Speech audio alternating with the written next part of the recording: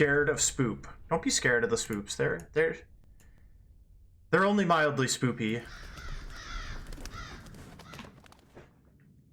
You're too scared to spoop?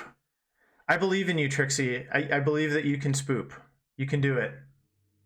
Just maybe you want to wait for an opportune moment to spoop me. So, but yeah, if you missed it, so this is Last Door. Last Door is a retro-looking Kickstarter classic horror game. It's kind of like a cult. It takes place in the late 19th century. And in season 1, we had a fellow by the name of Jeremiah Devitt, I believe is his name. And he discovered that when he was growing up in boarding school, they did some kind of like occult ritual, and they pierced the veil to the other side, whatever that means. So season 1 was all about coming to that revelation. Season 2 today is going to pick up where that left off. So let's go ahead and jump in to Last Door Season 2.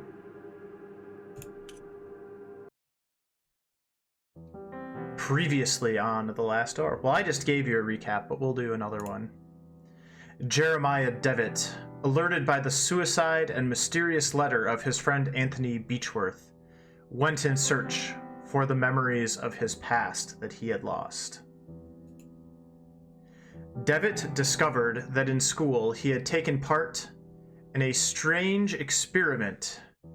Its goal was to peek through the veil, the thin line between common reality and the world of horror and madness that lies beyond, under the watch of the Eye of the Bird.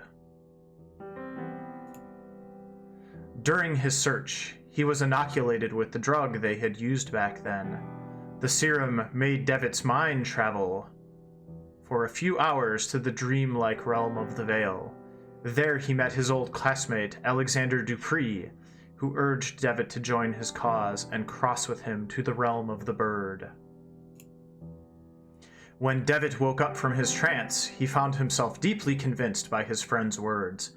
He traveled to Dupree's house, where he discovered his friend had dosed himself with a new serum, leaving a catatonic body behind.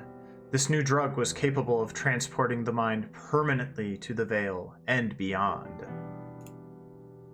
Finally, Devitt found a vial of the serum and had it injected. He met his friend again in the Veil, and together they walked through the Last Door, entering a world forbidden to human eyes.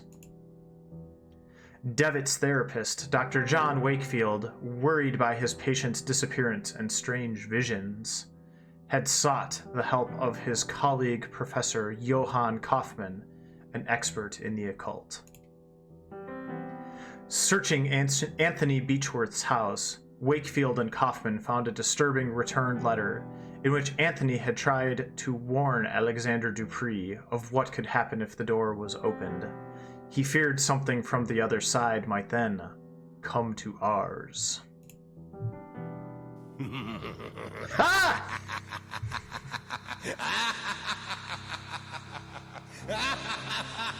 Ferric, you spooked me good. You spooked me, Ferric. Good timing on that spoop. Whew. All right, we are off to a good start here. They are coming. This is getting rather ominous. Also in the game, by the way. All right, so what do here? Oh, they're coming. I bet we need to board up the windows. None of us could prepare for this.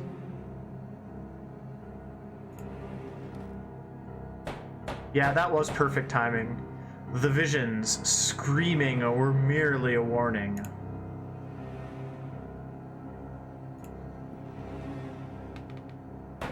And now it is too late.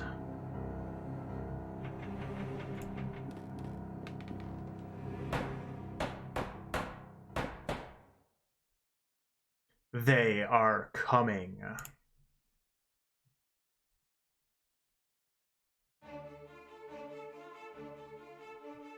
Ooh, I really like this game. It's so fun. Thank you all for coming by today to enjoy this with me.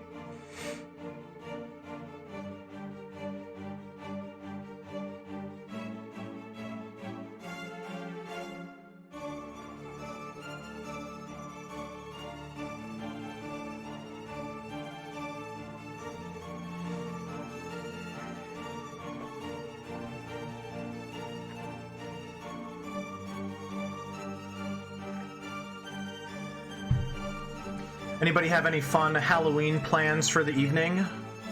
What you gonna be doing on the night of spoops? Oh, hi, Raven.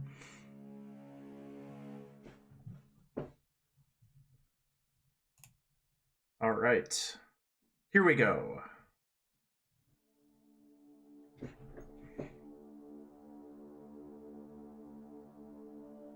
Last night, I had the nightmare again.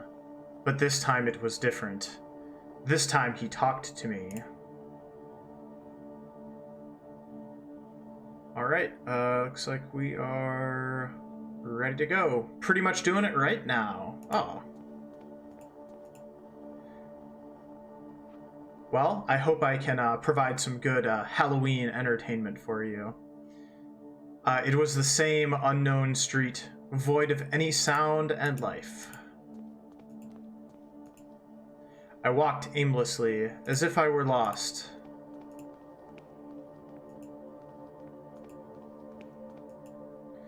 Then I could hear it, the broken tromping on the wet cobblestones, the familiar sound of approaching, limping footsteps.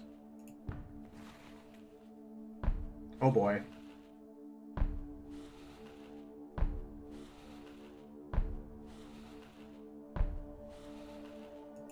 Run! Then, as before, he stood in front of me, gazing unrelentlessly like he was expecting something. This time he spoke. Give me back what he took. Nothing else. Give me back what he took.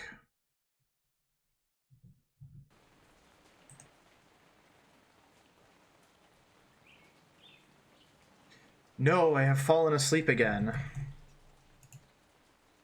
What time is it?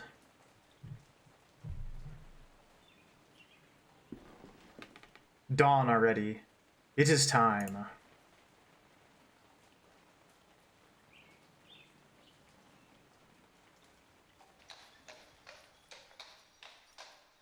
Click, clack, click, clack. It was several months since Kaufman and I had found that mysterious letter in Anthony Beechworth's house. A letter never sent, with a cryptic warning of what would happen if a certain door were opened. It bore only the name of the addressee, Alexander Dupree. We felt sure Dupree was key to finding my patient and friend, Jeremiah Devitt, who had disappeared in such strange circumstances. Troubled by the death of his friend Anthony, Devitt had visited the school of his childhood and had never been seen again. Hey, that cute doggo, thank you so much for the follow. Hope you're having a wonderful Halloween, and welcome on in. Unrelentlessly, definition per OED, relentlessly. Yeah, I think this game's a little bit translated, and maybe that's a little one that they missed. Yeah, it definitely should have been relentlessly. We can always use more cute doggos around, by the way, as well, so thank you so much for being here. Devitt had visited the school of his childhood and had never been seen again. Kaufman soon conveyed to me his deep concerns and warned that I should conduct any investigations with the utmost discretion. He pursued his own research, though his thoughts and methods remained a secret. In his last letter, he requested that I visit East Hill Lunatic Asylum in London. There were reasons to believe that Alexander had been institutionalized there for many years. I was asked to confirm this hypothesis and, if it proved correct, to gather whatever other information might arise. Firebird lover, I feel like such an outsider without any fur. Well, today is a good day to work on that. You can become a were something. Just for one day. Just go find something to bite you, and then you will be good.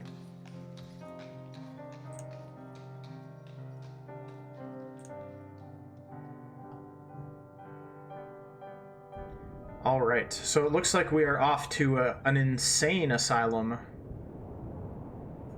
This should be fun. Season 2, Episode 1, The Playwright.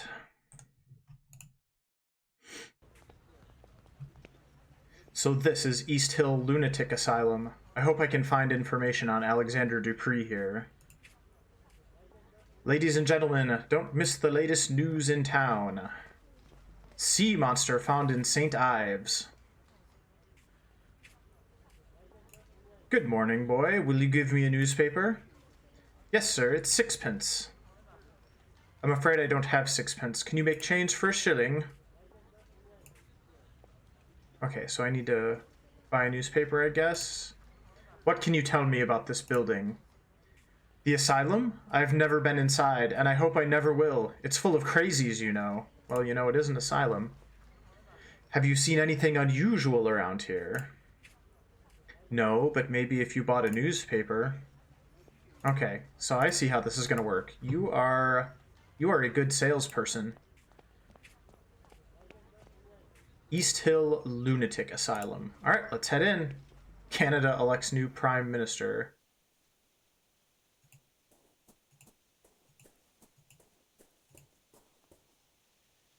Scarian, happy Halloween to you. Hope you're having a good day so far.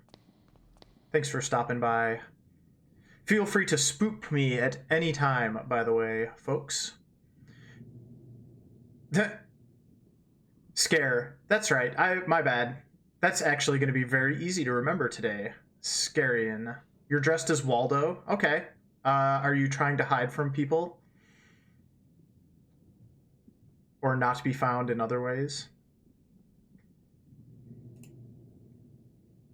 Oh my. Good morning. Forgive my manners. I get so excited when we have visitors. We don't get many these days, and certainly we are lacking experts like you. What do you mean you lack experts? Every year we get less funding from the Crown. First the doctors started to leave, then it was the caretakers. Now very few remain, but we have a responsibility to our poor patients, do we not? We must care for them. They cannot be out living with the proper people. We must keep ourselves safe. And our patients, too, of course. Scare, no, just doing my programming job. All right, well, I hope you still have a fun, festive Halloween today. I'll do my best to assist in that regard. I'm looking for a man who used to be a patient here a few years ago. His name is Alexander Dupree. Do you perchance ever meet him? Alexander Dupree. Yes, there was one with a foreign name. I remember something of him. A good man, if I recall correctly. An educated man. But there was something strange about him, wasn't there? I believe it scared some of the other patients. You never know with this lot. I'm sorry that I can't remember much. There have been so many people here. It's hard to keep track. Have you worked here for long? Yes, a long time. I can scarcely remember how many years. Time goes slowly in here, and the isolation. The rules don't allow us to leave. I don't know what is happening in our world anymore, but we have our duty, do we not? Who else will care for our patients? May I request access to the Institute's archives? There should be some information there about the man I'm looking for, Mr. Dupree. I'm sorry, Doctor, but the archives are private. We must not allow anyone to access them without the proper authority. Many of our patients come from good families, you see, and we take great care to respect their privacy. But do not look so crestfallen. You would not find much in any case. It is a long time since they have been organized. All right, let's go find a way to access that paperwork. A bookshelf.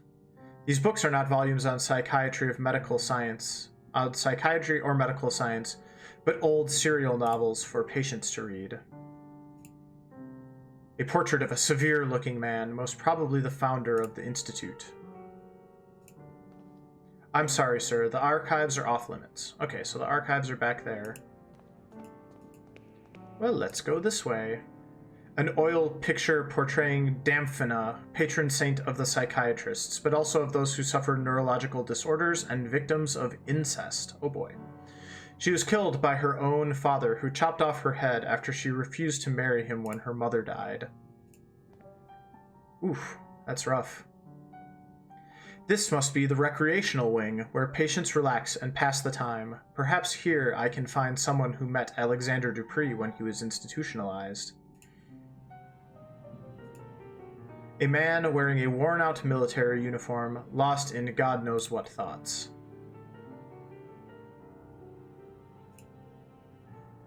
A stone bust keeps the patient's silent company.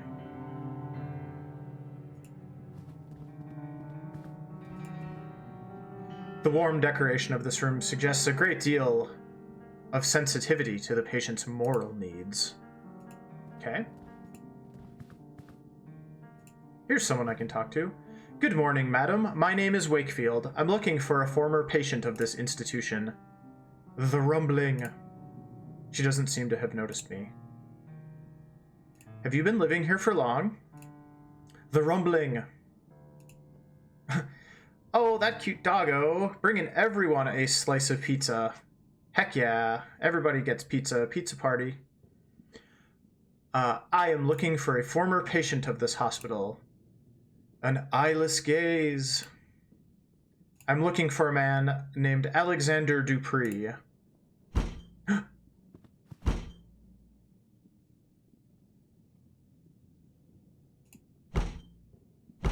Oh my. What a strong reaction upon hearing Mr. Dupree's name. She must have at least met him. How can I get her to talk to me? Let's see what this guy says. Good morning, I am a psychiatrist, Dr. Wakefield. Quite an impressive institution you have here. Can I ask for your assistance? I'm looking for a former patient of this institution. His name is Dupree. I'm sorry, sir. I have never heard that name before. Maybe I could ask one of your senior colleagues? Well, you could ask Miss Riswell in the entrance hall. She has been here for years, maybe for too long. You know we caretakers live here with the patients, and we are not allowed to leave the asylum's premises. This life can get to you if you don't take proper care. I try to keep as much distance as possible from the lunatics. There are not many patients for an asylum this size. Well, apart from those in the isolation ward, it is true that there are not many patients at present, but there are even fewer of us caretakers now. There are only 3 for the whole hospital. For what I've been told, in the old times the income was enough to provide for everything we needed, a complete staff, proper accommodations for the patients, and the best doctors. But as the newer, bigger regional asylums were built, the Crown's support was gradually withdrawn from East Hill. Soon everyone started leaving, and this is what remains. I'll leave you to your work. All right, let's keep exploring here. What's behind this door? Ooh, this looks creepy. A glass jar full of a transparent liquid that may or may not be water. There's a coin resting at the bottom. Ooh, I need that coin. A half shilling. Okay, so I can go buy a newspaper now. Oh, it's glass. An unusually large mirror. I wonder if I will be breaking that at some point. Looks like a therapy log. Edward Roan, 27, acute dementia. Mr. Roan's condition has degenerated since the last session. He is restless, as if the morphine has no effect on him. For the last week, he has been obsessive, troubled for reasons unknown. The patient's dosage has been doubled to no effect. Keep coming back to the mirror room for an achievement. You need to do it at 5 different times. Okay, I will try to do that. Dr. Weddle has been attacked and bitten in the face. 4 men were needed to subdue the patient, Mr. Roan. 3 markings were found on his body upon examination. Self-harm is a possible cause. Mr. Roan is getting better day by day, both physically and mentally. His habits have changed considerably. He now shows an interest in religion and spends his time murmuring prayers, albeit ones unknown to my colleagues and me. Well, those are probably not prayers then. Let me talk to you one more time and see if we can figure out what I need. Miss Conhay is very upset. Please do not distress her further. Okay.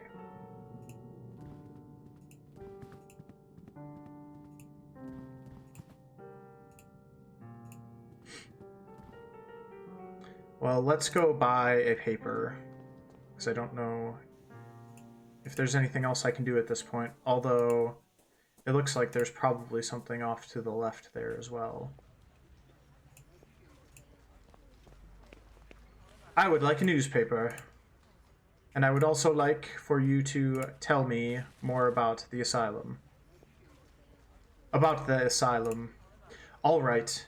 You know, there are always voices coming from the place at night, crying, singing, and the inhabitants cursing like damned souls. That's the usual. This night was different. It was all silent, I tell you, not a single noise in the whole street. I looked at the madhouse and saw all of the windows black, no lights. Everybody asleep in that place? Now that's strange. Then I heard it. It was a scream like no other I've ever heard. Not of a man or a woman, but of a devil from hell. That is very curious indeed. Thank you for telling me.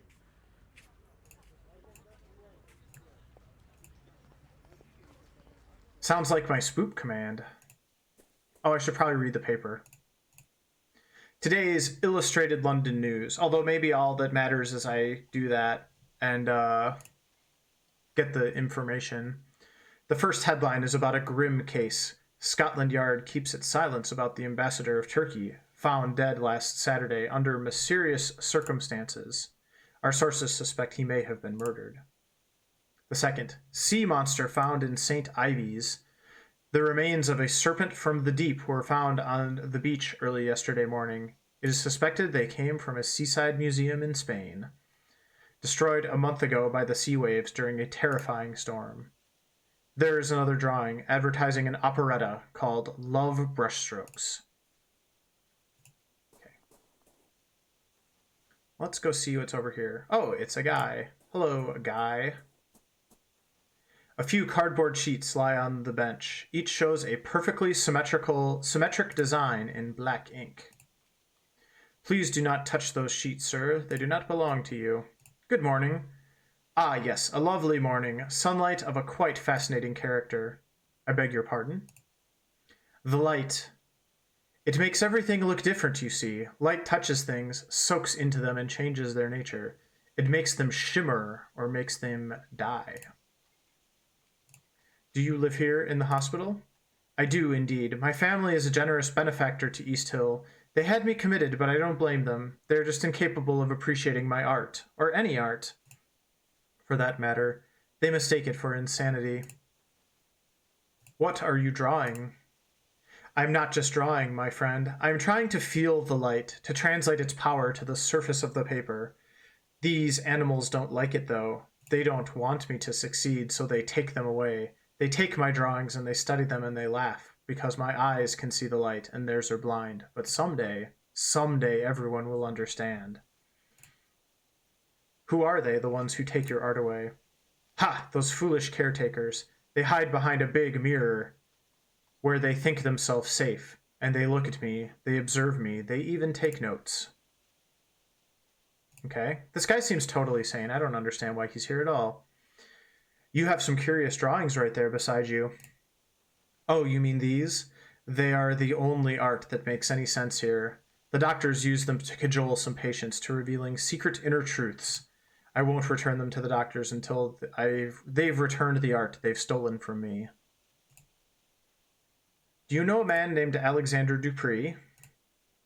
The name does not ring a bell. I have not been here long, though. You should ask the other patients. They may be able to help you.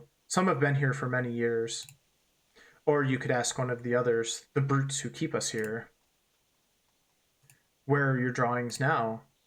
I suspect they are somewhere in the archive, since I've seen confiscated items taken there before. You seem different from the rest. Can I trust you? I've been trying to sneak in for a few days now, but Miss Riswell keeps a tight guard on the door. I even stole a key from one of those guards. You're a doctor. Surely you could gain entry. If you could recover my drawings, I would be so grateful. Here, take the key with you. Okay, sounds good to me. All right, we got a key. What is this? A large door made of strong metal. This must lead to a secure ward of the hospital. And it is locked shut. Oh, there's a sign. Inmate quarters. Okay. That is a pretty good sign that something important and spoopy is locked behind there.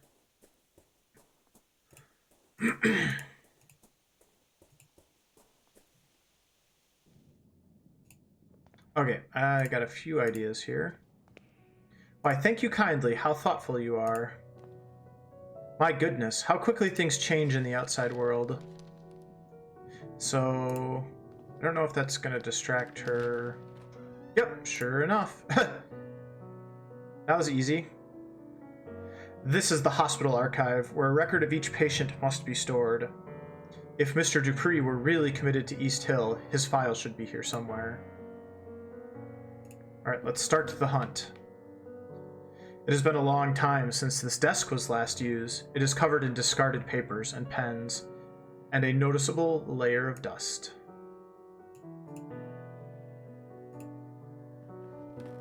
The drawers are all locked.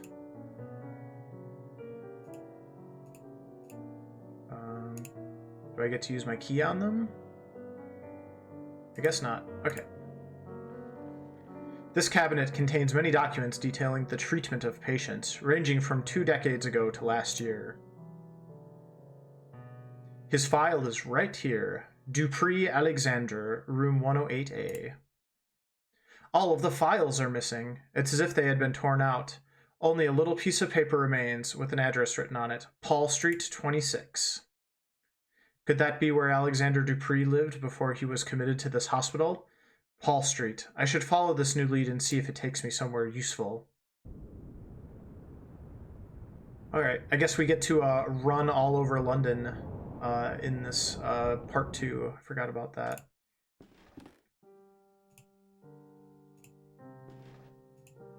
Ooh, okay, here we go. Some personal effects, probably sent in by the patient's families. Ah!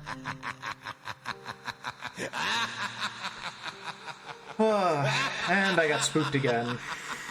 Firebird, you got me good.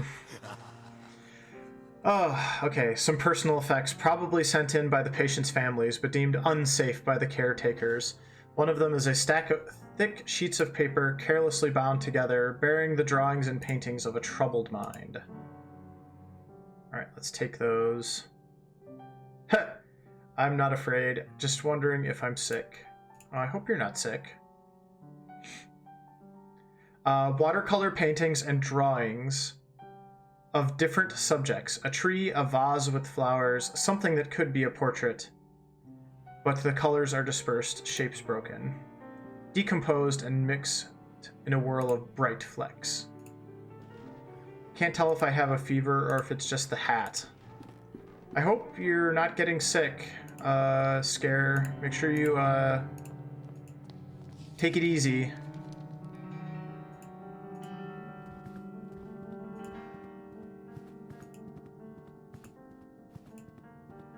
Oh, wait. Didn't they say... No, okay.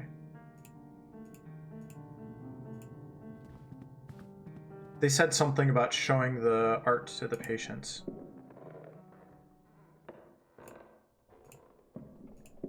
Okay, that's weird.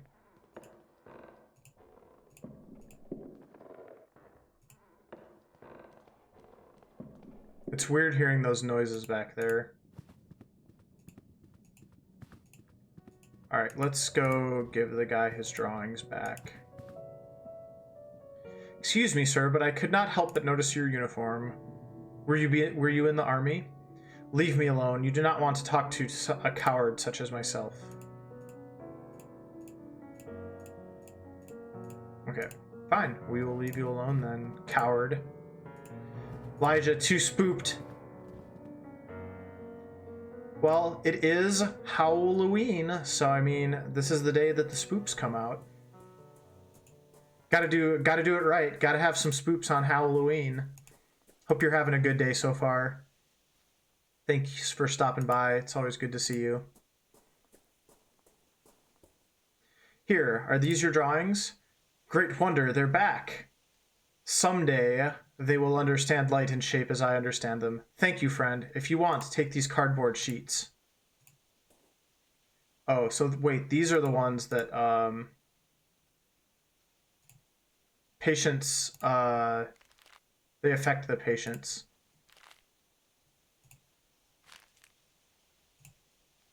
So they look like insects. They're like, ooh, that's a mask.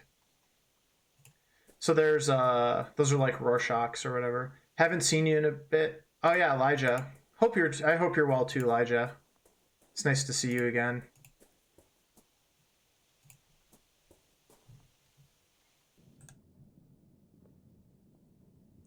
Let's go see if anybody upstairs reacts to the cards.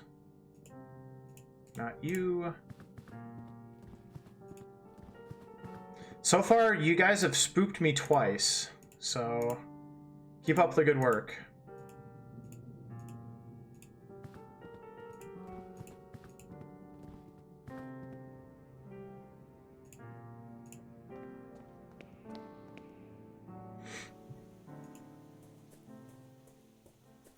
What's is anybody dressing up today or dressing up tonight?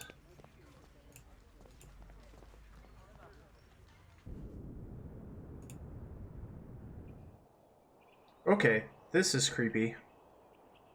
I'm sure this is totally fine. Nothing scary is going to happen here at all. The door is number 24. I'm looking for number 26. Number 26. This is the place I was looking for, but the door is bricked up. I must find another way to get in. How about this window? The windows are so thoroughly cemented over, it almost mixes with the facade. Okay, well, they cemented up the entire building, so that's probably not a good sign. I'm dressed as a serial killer. They look just like everybody else. A lot of times that is true. I have a skull pattern dress on today, but nothing too elaborate. Yeah, some work environments are very conducive to dressing up in costumes, and others are not. So, I am very fortunate. I get to do this, and I can do basically whatever I want. I was considering wearing my fursuit a little bit, but I'm gonna save that for Sunday because we're doing the Extra Life stream. And I want to make sure that that is something special that I like to do for charity mainly before anything else. So if you come back on Sunday for that Extra Life stream, you may see Blaze in suit on stream.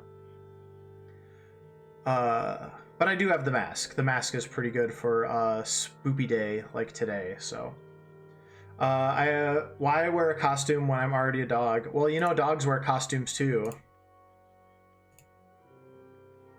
All right, what do we got here? A mess of wood planks.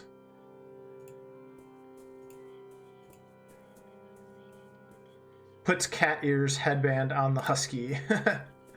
Oh, this is ominous. There's someone on their knees praying. Their face is covered by a hood. An improvised altar covered in candles. Oh, hi, burb. A wooden cross remains almost intact. With this candle, I can light my way through the dark. Alright, I guess you're just gonna stay there. There's like this weird whispering sound too. I don't know how well y'all can hear it. Oh, and then there's like a hole in the wall. Alright, let's go in. Okay, this looks pretty good. Pretty scary costume for a doggo. I agree. Alright, everybody. This is fine. This is totally fine. Just lit by a candle in a dark, abandoned, bricked-up building. I'm sure nothing scary is going to happen at all. This must be the interior of the bricked-up building I saw on the street. Mr. Dupree's former residence. I cannot tell who is depicted in the portrait since it is so badly damaged. It seems someone crushed it into the floor. The door is bricked up. Yeah, we already knew that. All right, what else do we got here? There's something among the ashes. It is a piece of paper. It looks like some kind of message, but there's only one half here. The paper has been carefully burnt. Vidi livid. V-I-V in odd colors. Okay. A military medal. There is a relief of Her Majesty the Queen in several places. And several pieces of metal engraved with the names of battles unknown to me. Kassarin, hello, happy Spook Day, happy Halloween. I hope you are having a nice evening where you are. I'll take this with me. Maybe it will mean something to one of Alexander's fellow patients at the hospital. Yep, maybe the soldier would like to get a medal. There is a piece of paper on the table. The paper shows some seemingly random letters. It seems as if half of it is missing. I wonder if these go together. This is strange. I put both halves back together, but some of the letters seem to be missing from the right half. The message does not make any kind of sense. I mean, it looks like Roman numerals to me. But we'll see. One man in high-rank military uniform. He's missing an arm. Few books remain in the shelf. Most doubtful treatises in chemistry and alchemy. Among the titles are, oh god, Trithmius's De Lapide Philosophico, Geber's De Inventione Veritatis, the anonymous work Turbo Philosophorum, and Ludwig Prin's Mysteries of the Worm. Okay, game, that was just rude making me read all that. A large metal safe. Looks like the safe is working fine. I should give it a try. Okay, it only goes to 8. Oh, I just got a number for some reason. Oh, never mind. It just does that whenever you change directions. All right. Whoops, I clicked off the game. All right, well, what happens if I look at the paper? The click is slightly different. Okay.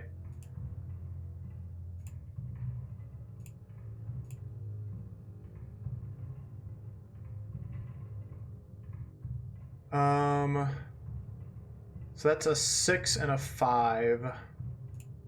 I doubt that is the whole combination.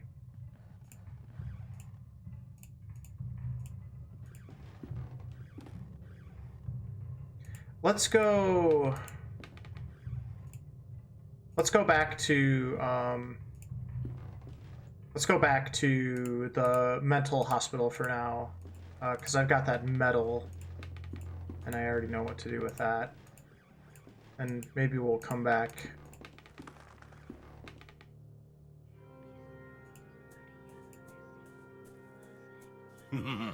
Ah! Don't do that to me while I'm walking through the dark, y'all. No, you can do that to me all day if you want. It's totally fine.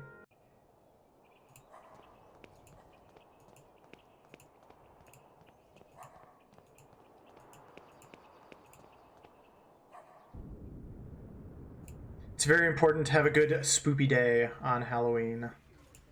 Whoops. Let's go back inside.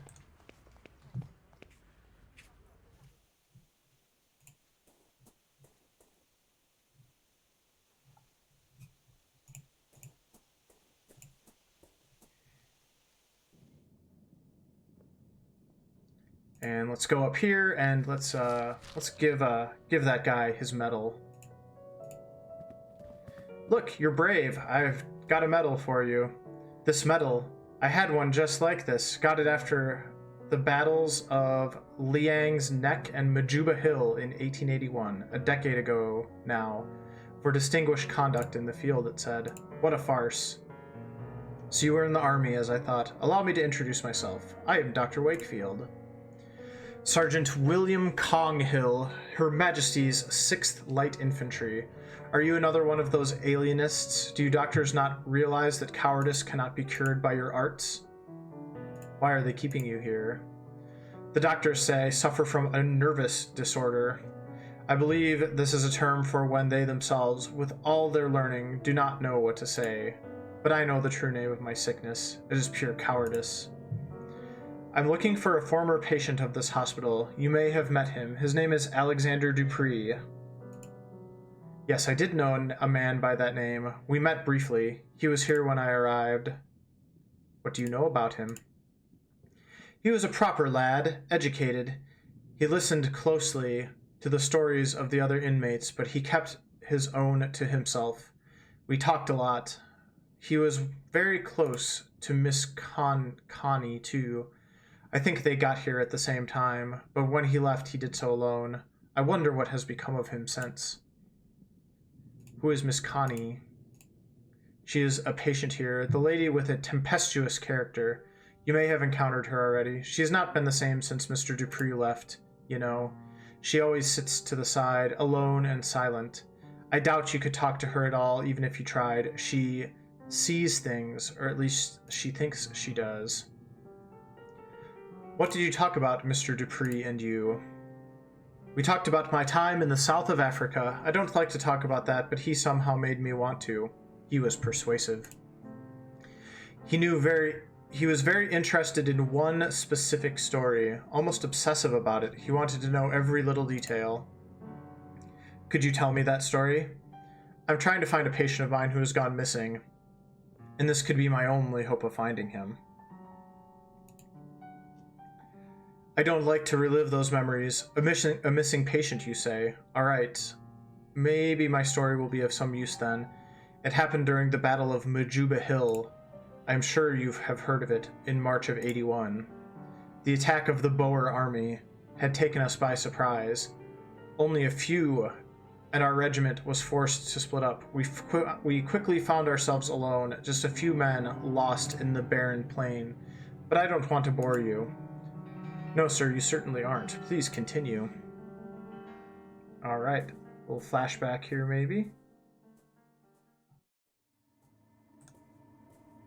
As I said, we were few, and we were sure the enemy was lurking out there in the cold air of dusk. A thick fog formed quickly, masking everything around us. We could barely see each other.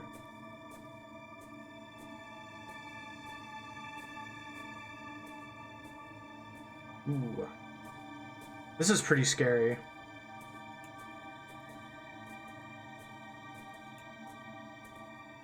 Then the others started to disappear in the fog, which was getting thicker and thicker.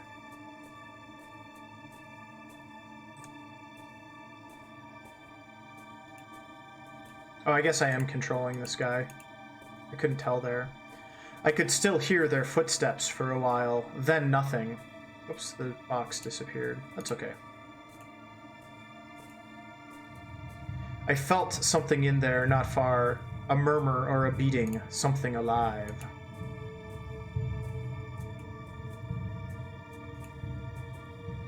All of a sudden, my feet felt something in the mud, a body. They were all there. Whoops.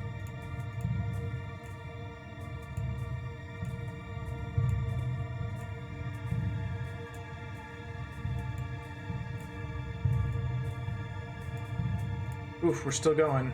Okay, there we go. Something just happened. Ooh, there's like a flickering body. Then the mist cleared out. What had happened? I never knew for certain. I didn't see anything, or if I did, my mind refused to bear such memories. What happened to Captain Skid? When he finally regained consciousness, it was like someone else looked out at us through his eyes. I guess whatever happened affected him, changed him. I know he came back to London. Mr. Dupree asked me of his whereabouts. Maybe he tried to contact him to hear the rest of the story. He was quite preoccupied by it. Do you know where I can find this Captain Skid? The last I heard from fellow veterans, he had lost himself to a frenzy of alcohol, opium, and bad company.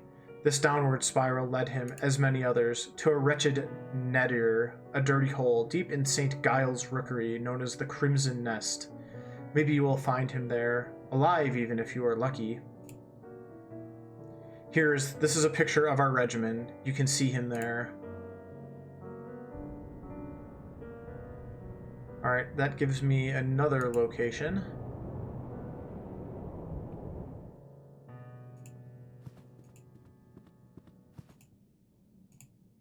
Yeah, that doesn't do anything. Okay.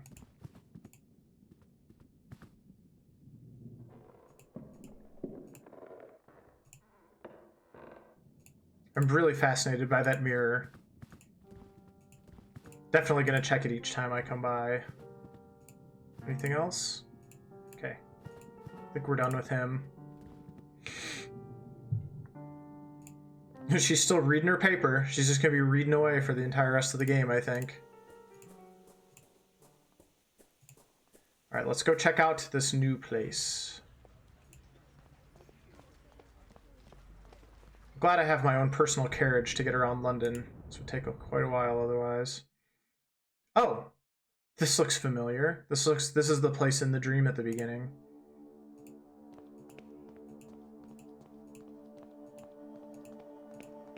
Wonder if we're gonna run into that guy from our dream. Oh boy. There's the unrelenting noise again.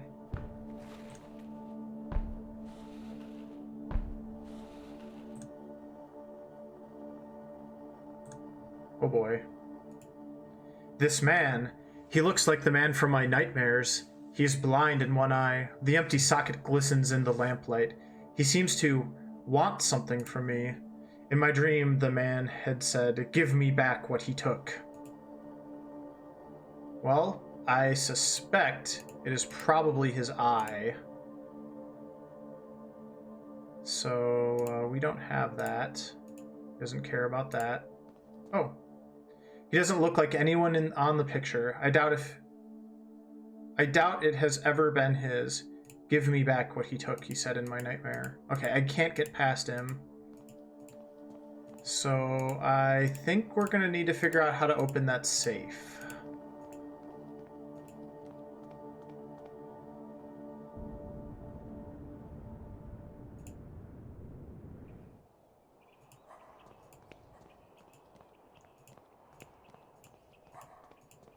Rough.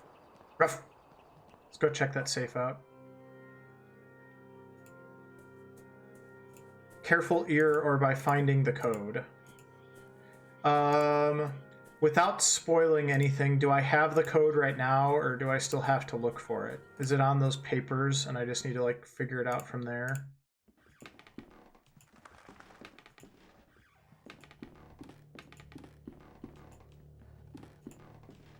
I don't remember. Okay, that's fine. I can't really think of anything else to do at the moment, so we're gonna go ahead and get this safe open. Let me check a couple things really quick here. Oops, not that. If you have an idea and you're not sure, go for it. I don't mind. Because if I can't figure it out from what I have on me, I'm going to go ahead and look at the walkthrough. But yeah, go for it if you got an idea. Because I want to try 6.5, but somehow I don't think that's... Heat plus write message. Oh, hold on. Yeah, good idea. Okay, so like this. There we go. Okay. Now we're cooking. Good idea. Because yeah, it's like invisible ink. Yep. Good call. Okay, so 6145. Good hint. 6. 1. 4. Got it. Yeah, good call on the paper. Ah!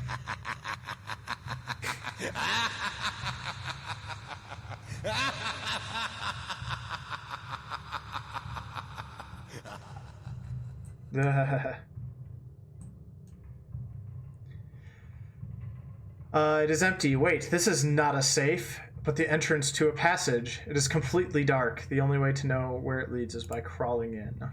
Alright, in we go then.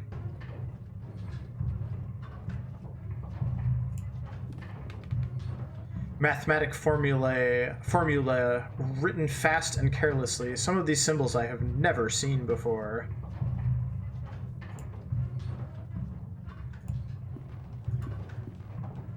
Four chairs forming a circle, as if this hideout served as some sort of meeting place.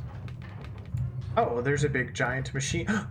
There's like a dude there. A strange machine built out of wood, steel, and glass. I wonder what its function could be.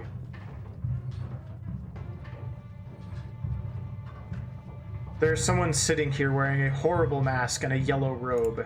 He is not moving. Ah! Trixie is going to be renamed Evil Trixie Fox. That is very true. Okay, so it's just a robe.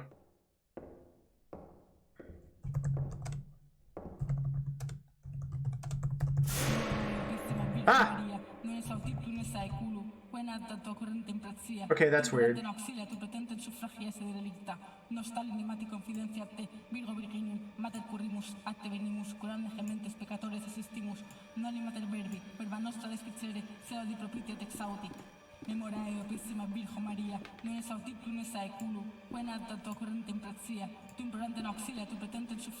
This is really creepy.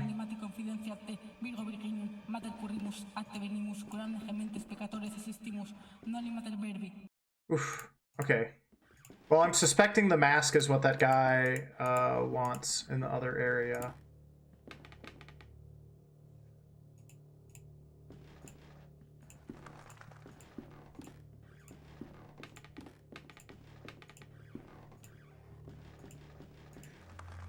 Oof.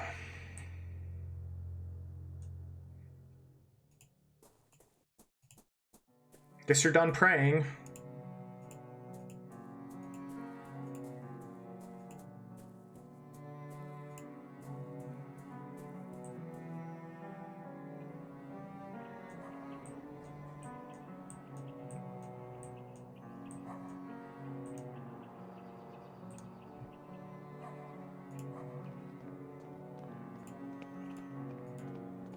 Alright, let's go see if this guy wants his mask, because I'm pretty sure that's what it is.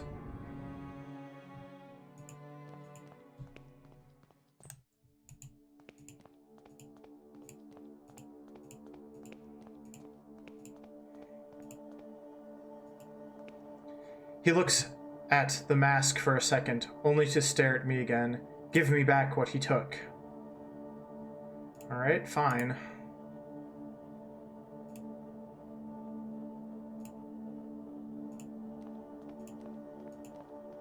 Alright, that's not it either. Let's go back to the asylum.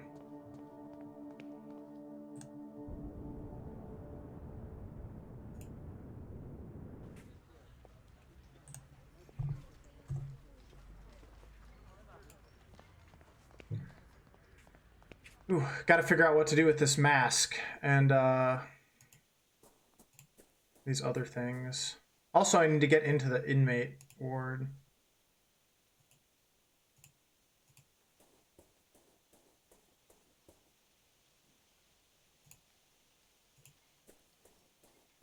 Wait, what did that say?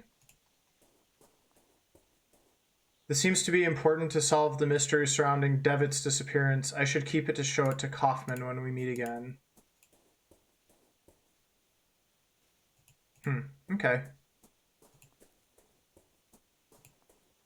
Well, I think we need to figure out what to do with these cards. I think we need to try a little bit of stuff here.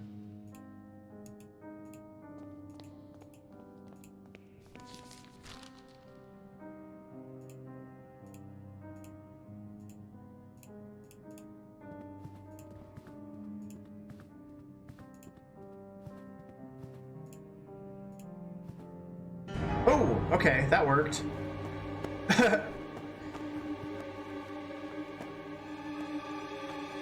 It's the isolation for you, madam. The face of the playwright. The face of the playwright. Ooh, okay, that was a good spoop. That got me good. Because, like, I wasn't expecting anything to happen.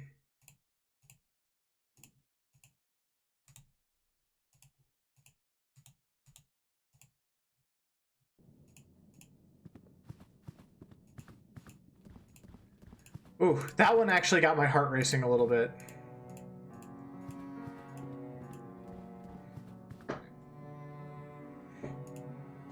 Oh, I guess you're done reading your paper.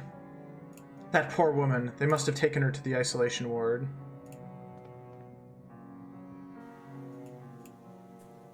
Yeah, you know what? Maybe don't show creepy masks to people in the insane asylum. I don't know.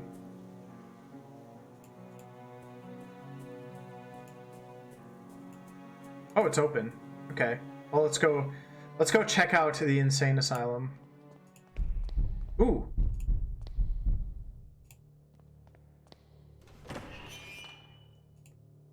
Room 102A. Oh gosh, this is gonna be weird. Hello, my name is Wakefield. The butterfly is not what it seems. Excuse me, but what butterfly? There's more after the scarab. Oh, she's talking about the cards. Is this the butterfly you talked about? It displays its wonderful colors, fills your eyes with awe, but this is only a show. Behind the veil, its body crawls on the dirty ground, hides in the darkness, and transforms another of its lies. So what would this be? Its dark body creaks and rustles with its blind movements. Slowly, step by step, it gets closer and closer and closer and closer. What about this one? It will come. Whatever you do, it will cry out loud, looking at you from everywhere at the same time. What about this one? Him. Him? His mask. My mate from the other room used to scream at night, always told us he could feel something under his bed. A presence. An eyeless gaze. Boo. Alright, well, I guess that's what the cards are used for. We'll just leave that door open, that's fine. So let's look under the bed here. An old pendant on the dresser, it looks valuable.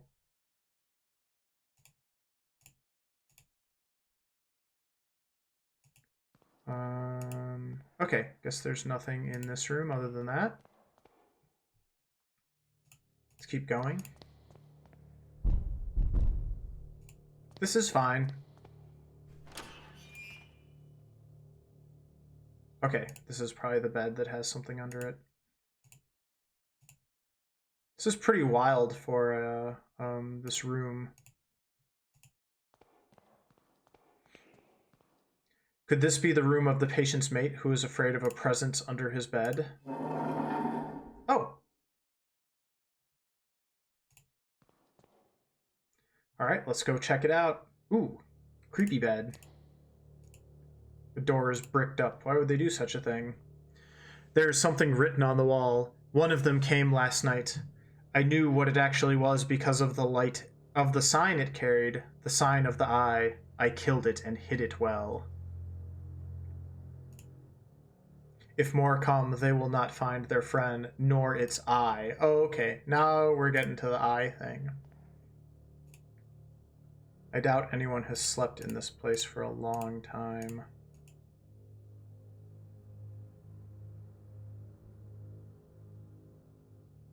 Is there anything else here?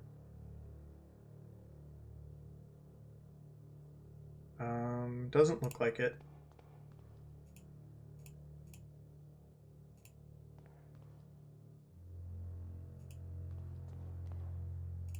Maybe the silver pendant is the eye?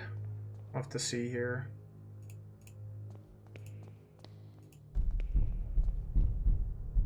The door is closed for good with bricks, like they were pretending it never existed. They didn't even try to disguise it. A bunch of bricks. Can I take a brick? It will come after us. Okay, so that's her.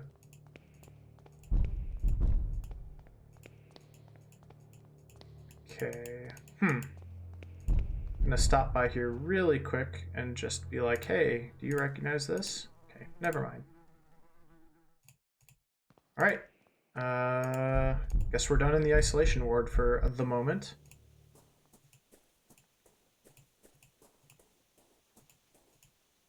Let's go see if the silver pendant is the eye.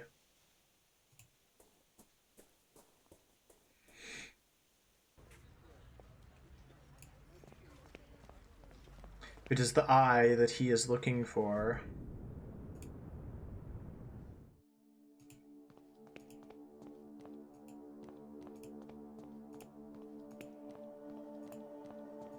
So question for you, chat. What is everybody's favorite Halloween candy?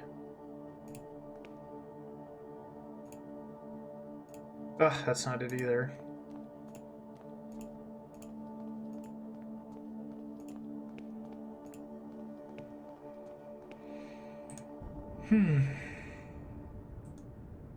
Whoops, I had that open.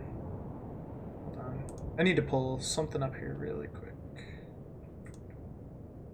Chocolate. Doesn't matter if Halloween or not.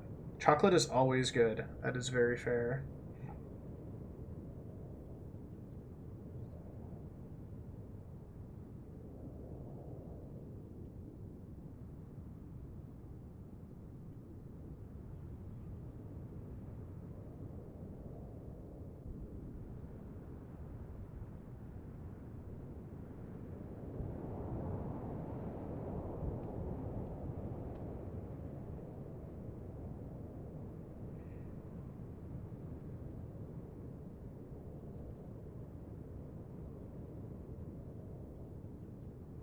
Okay. I was just checking because I felt a little bit lost, and there was something else we needed to do in that last room. So we're headed back here. And I just clicked off the game again. There we go.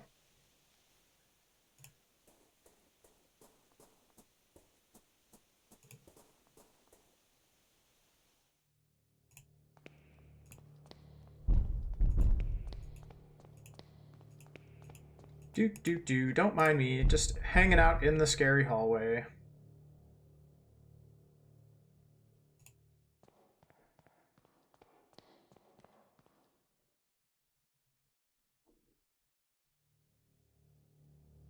Is it in here?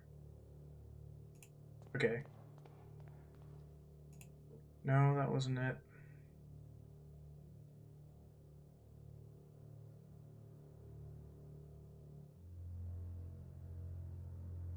Huh. Oh, there we go. I had to walk on it. Oh. There's like an item I'm missing to lift that up. Let me see if I can go find that. Hopefully it's not too far away. Reese's so good. Heck yeah, Reese's are my favorite as well. Where do I get that item?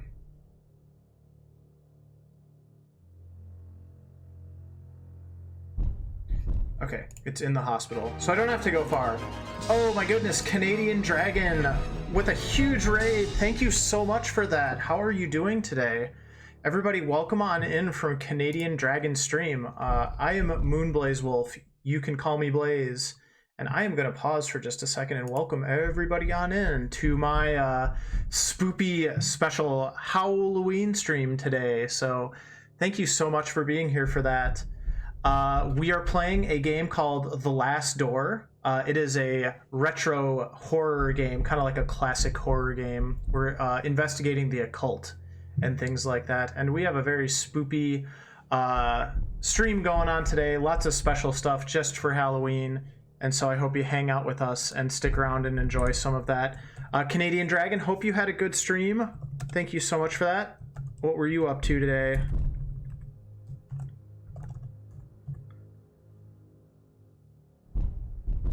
Looks like some Beat Saber. Bringing those beats. Nice, nice. Like to see that. But yeah, everybody, thank you again for coming on in. We do a lot of fun games. I also do speedruns here on my channel. If that is interesting to you, feel free to give me a follow. I also do a follower raffle. For every 50 followers, I give out a set of stickers. I have some pretty fun stickers on my of my character and some of my emotes and things like that. He was beating his saber. Well, you know, that's what you got to do sometimes when you're playing that game. Beat your saber in VR. So, but yeah, I'm sure you can all hear the spoops in the background. I also have a special one-day command, exclamation point spoop today. So if you spoop me good, this is one day that you can do that. So. The reason I'm wearing this mask, by the way, is this game has a lot of masks in it, so it is very on theme.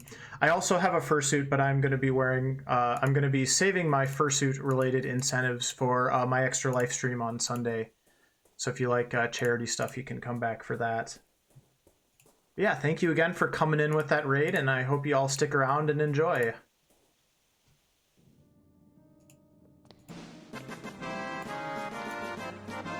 Midian, thank you for the follow. And Scare with the follow, thank you as well. Thank you so much. If you're doing those follows, make sure you enter that raffle. All you have to do is use the command raffle in chat. You don't have to do anything else. Actually, hold on. Now you can do it.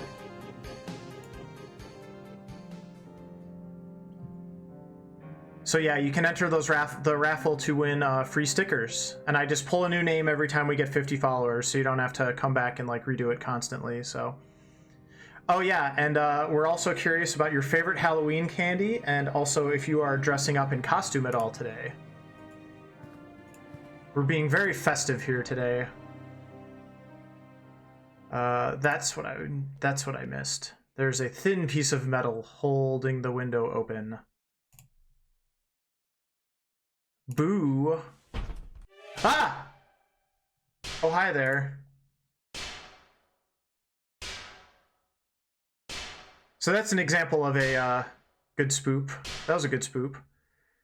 There's a room hidden on the other side of the mirror. A man is striking the glass strongly with his fist. His expression is of pure hate. I don't think he can see me, but I feel that somehow he knows I'm here. Yeah, that was a very timely boo there, Carmel.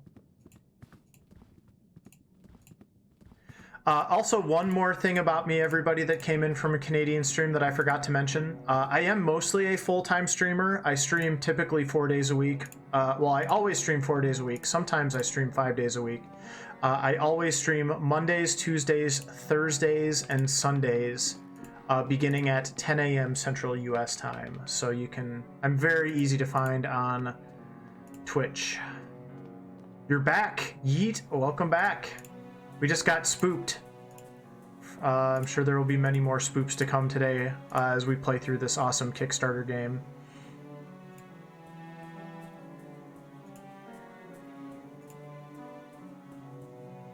Don't look behind you.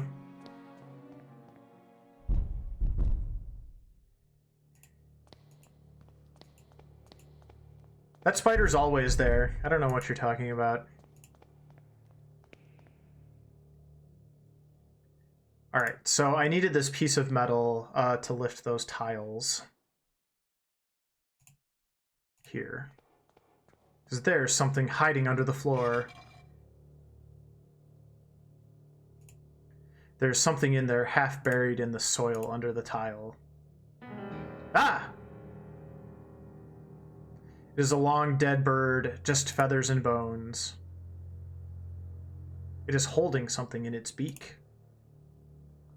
Oh, it's the eye that we need to give to that guy that is blocking our way in the alley. A dirty and horribly deformed glass eye.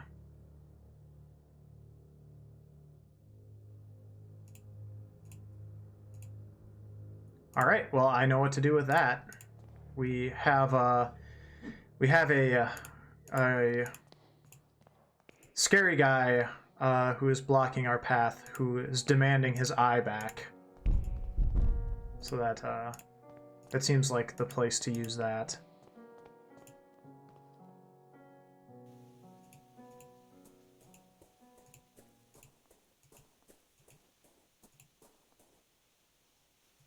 But first, worried about my friend up behind the glass up here. We're gonna go check on him.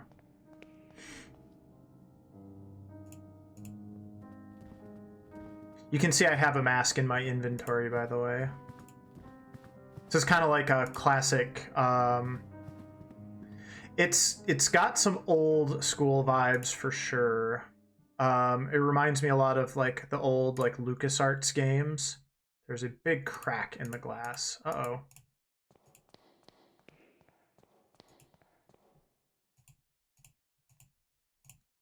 I hope that guy's okay. I'm worried about him.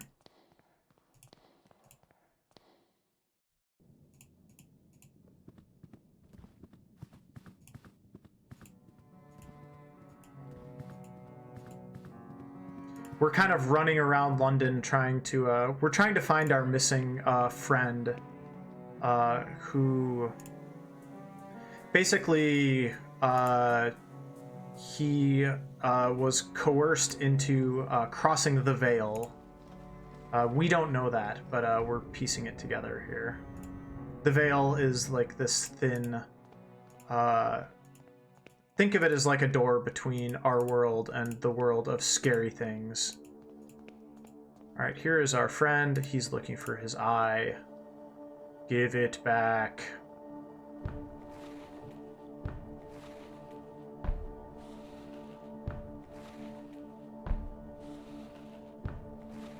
All right, and let us proceed down the alley.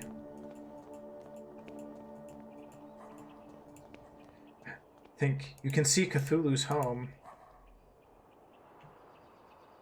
This must be the Crimson Nest. I have heard of such places where people lose their minds to opium shipped from the Orient. I never thought I would set foot in one.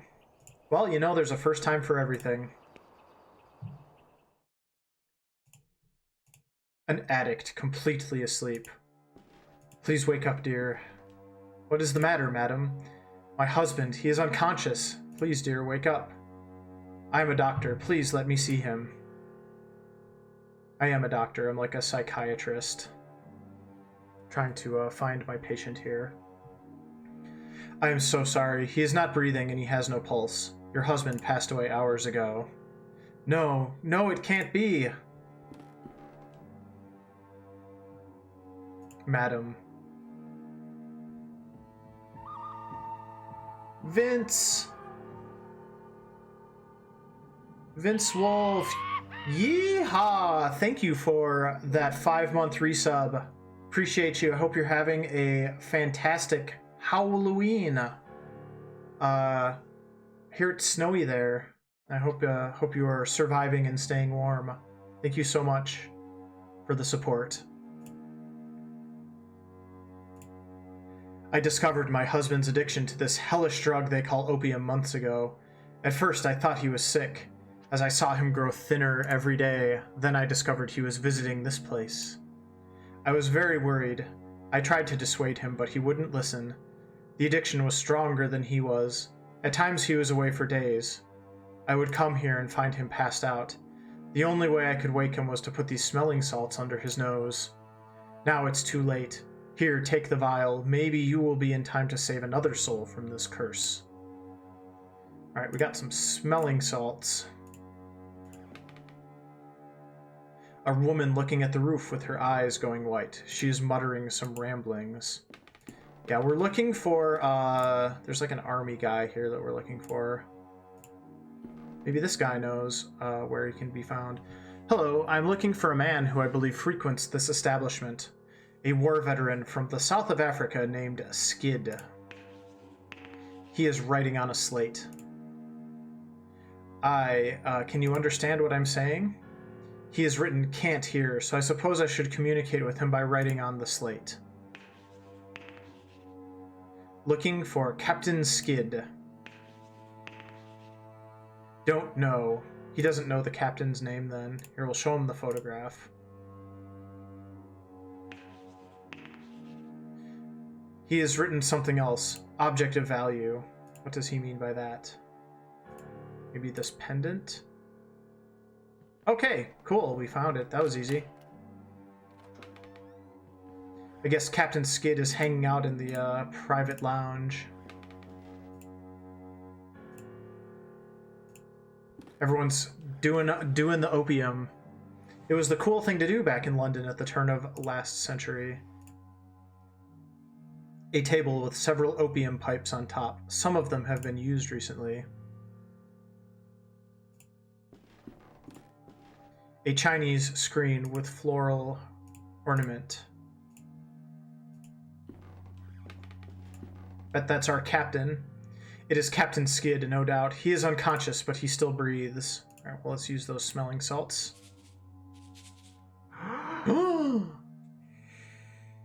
Come back to me, Captain Skid.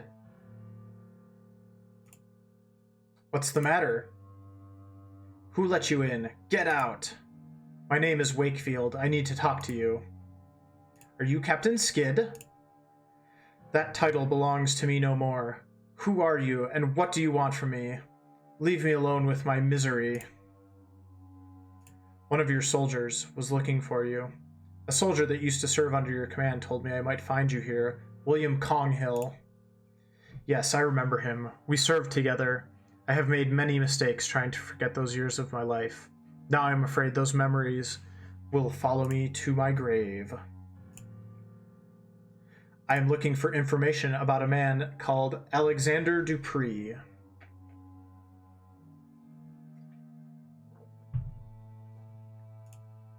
I used to know a Dupree. He was not a man, but a friend. What do you want with someone like him? There are certain secrets that are better left undisturbed. Someone has disappeared. If it is true that Dupree is involved in your patient's disappearance, then I am afraid the matter is out of my reach. Yours too. Now please leave me alone. Have you ever heard the name Jeremiah Devitt? Devitt, no, I have not. I found your medal. It was in a house on Paul Street, door 26. You were there, right? You think you know what you are doing, but you cannot imagine what you are getting into. I am asking you for the last time, leave and forget this matter. I will not leave until I find the answers I am seeking. Tell me what I want to know. You fool! Ah, that's for the devil's sake. All right, if you want to ruin your life, you are free to do it. What really happened at Majuba Hill? I will never be able to forget that day. Nobody knew what was really happening. Command decided that we must have been ambushed. Now I know better. There was something in that fog, something that did not like us entering its domain. A sentinel of some sort. That thing is what killed my soldiers. How did you meet Dupree? I was in the Veterans Hospital recovering from an illness unknown to the physicians, an ailment of the soul. Dupree managed to contact me there. He wanted to know my version of the story, what had happened to me in the Battle of Majuba Hill. Do you know why he was interested in your story? I did not know immediately, but with time I realized the truth about what happened to me was important to his activities, as was I myself. But if you think he tricked me, you could not be more wrong. I wanted to enter the dragon's mouth. Ooh, the dragon's mouth, huh? I burned with a need to know. Tell me about 26 Paul Street. A machine? I do not know what you are talking about. That was just one of many places used as a base for Alexander's activities. The only one whose location I was allowed to know. What do you mean, activities? What was Mr. Dupree doing then? You really do not know, do you? Have you ever heard of The Playwright? Yes, I've heard of that before. What is it? So The Playwright is the mask. That was the name someone told me. It was the name of that mask that I'm carrying. Ooh, okay, what's going on here? As I imagined, you know nothing. Dupree is not alone. He is but a peak. He is but the peak of a pyramid, a vast group in which powerful people take part. A society acting in secret, ruled by a single sacred law, see that no one knows. I was part of it. Dupree himself recommended me.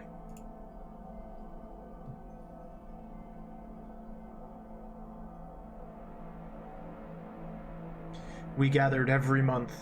What we saw, you cannot imagine. A curtain of normalcy protects the mind from something, an outer something. The fog of the veil protected us. But through the veil, we could peek out into the abyss.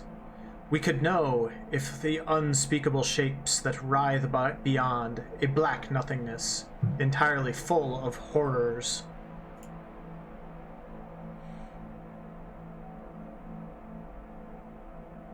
We could never cross the threshold.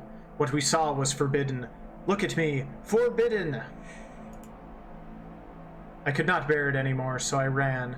I ran and I hid from them.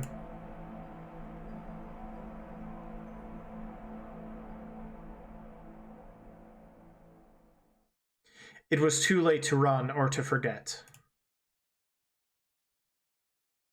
Okay, so it's like a big old secret society. I must go back to East Hill and try to talk to Miss Coney. If what the captain said is true, she must have been one of them. She could know where to find them. Alright, I guess we're done here. We are unraveling the mystery chat. Oh, this is different.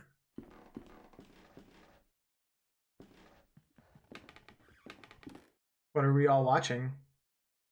Looks like Showtime.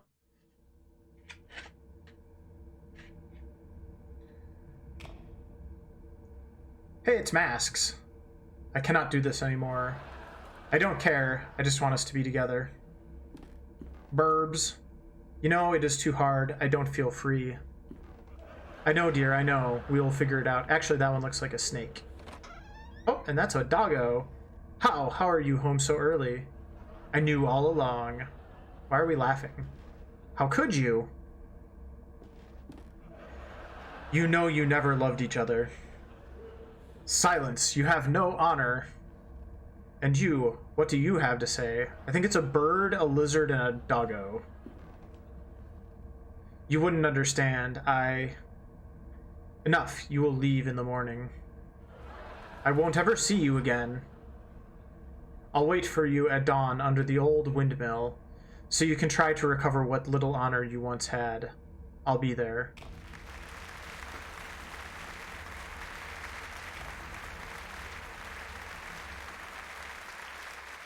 Everybody, clap, clap, clap, clap, clap, clap, clap. I don't know what that was. Oh, and all right, we are not in the opium den anymore. We are maybe our bed. Nope, it's not our bed. I must have fainted. What is this? Where am I?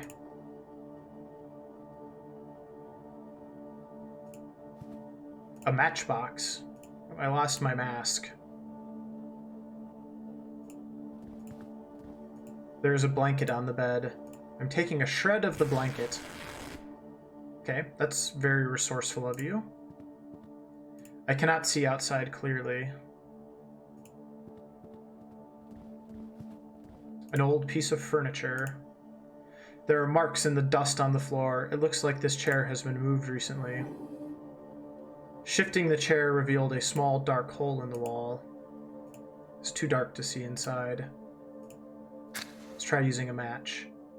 The match is too short. I cannot stretch my hand in farther, either to see what lies beyond the hole.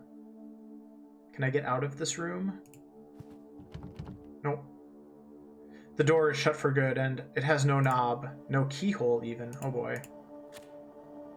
Alright, we're gonna create a torch here. I would swear I saw a pair of feet in there. Who is there? We have met before. I cannot see you. Who are you? Do you not recognize my voice? No, I'm sorry, I do not. Do you know what this place is? It is the starting point, the first place to look. But who are you? What are you doing here? Remember this. I will not be here forever. Darkness will light your way. Stay out of the light. Then I will disappear, and you will be alone in the end. Alright, darkness will light your way. Stay out of the light. I don't understand. Tell me who you are. Oh, the door is still closed. I can hear breathing behind the wall. Well, that's creepy. The blanket is now ruined. Yep, that's what happens when you tear chunks out of it. Alright, I'm not really sure what else to do at this point.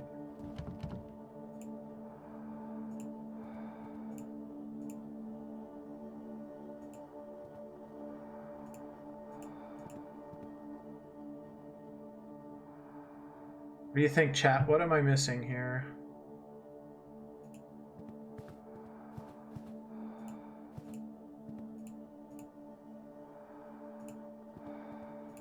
Must take it with me. Okay, so I got the rest of the blanket. Maybe if we cover the window. There we go. Yep, I was trying to cover the window.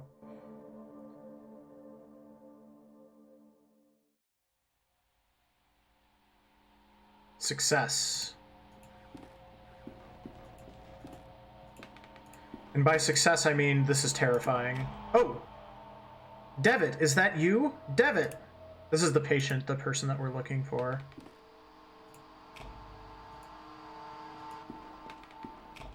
Hello, my baby. Hello, my honey. It's the Devitt Show. Ah. Oh, okay, that's different.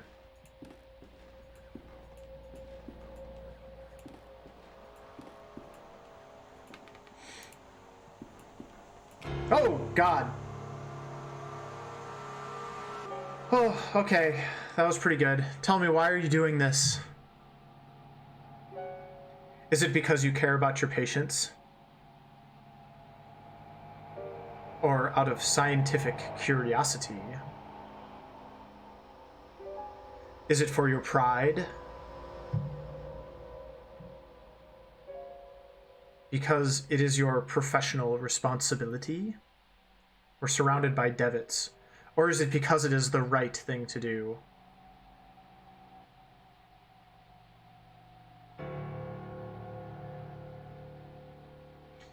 Why are you doing this?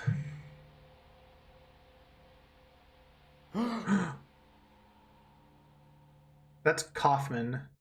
That's the other guy. No, Devitt! It's all right, MindLab friend. How are you feeling? I feel dizzy. What happened? Where are we? At my house. I went to East Hill to meet you and found you inside one of the cells. Unconscious, your clothes stenching of opium smoke. I had you brought here. You've been out for a day and a half. I think it's coming back to me. I was at one of those opium dens. I might have passed out after breathing that dense smoke. I doubt it was just the smoke. We'll see, though. Listen, I have much to tell you. My investigation unearthed a great deal of new information. Alexander was indeed institutionalized at East Hill, but his files were missing. I managed to track down a man who knew of him. He told me a story you would not believe, and there was this woman, a patient at the hospital. She was completely out of her mind. She attacked me. What is happening to these people, Kaufman? How is this Alexander related to Mr. Devitt? I think this patient, Miss Coney, might know how to find Alexander. We must go back there and talk to her, whatever it takes. I am afraid that will not be possible. What do you mean? Frau Kone is no longer at East Hill. She escaped last night. God almighty. Do not worry, mein friend. I think I may know where she is hiding. Get ready, we must leave promptly. But I just woke up from my opium dreams.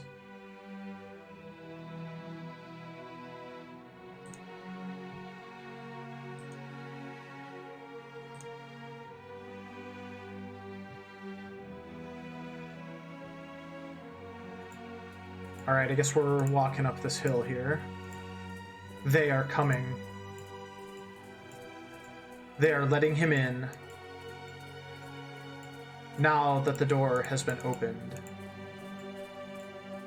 They are coming.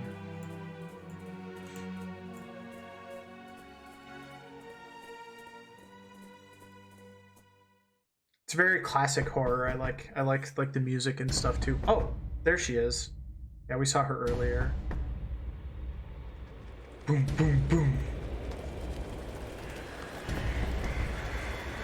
Trick or treat. Oh god, birds.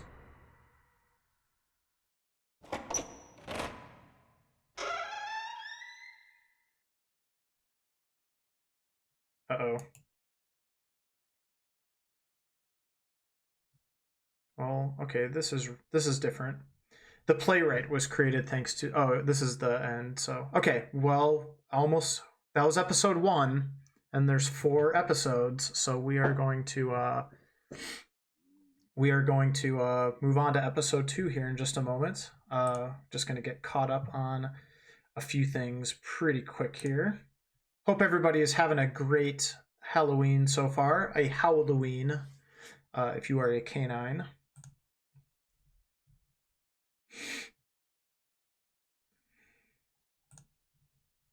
Trying to figure out what our plans are for giving out Halloween candy this evening. So just checking on a few things. Nothing to update, so let's move on to episode 2.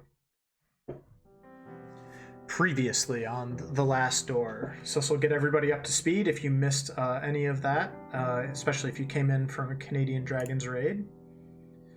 Wakefield and Kaufman followed their only clue that they had on Devitt's location, the recipient of Anthony's disturbing letter, Alexander Dupree. Wakefield visited the East Hill Asylum to gather some information on Dupree's past.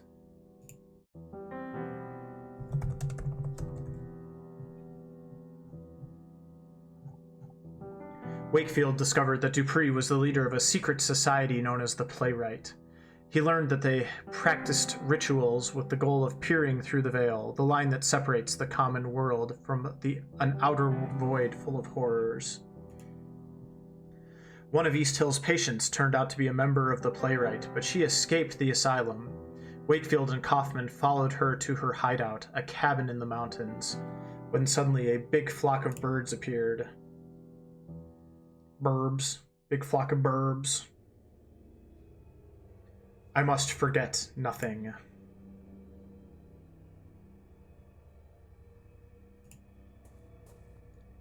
Everything must be set.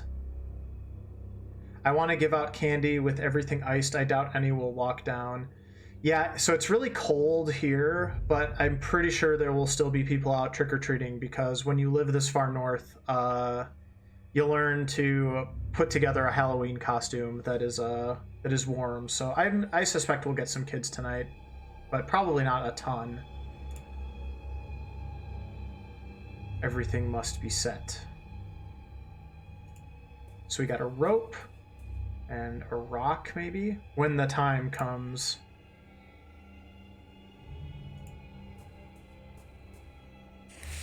And I am visited again.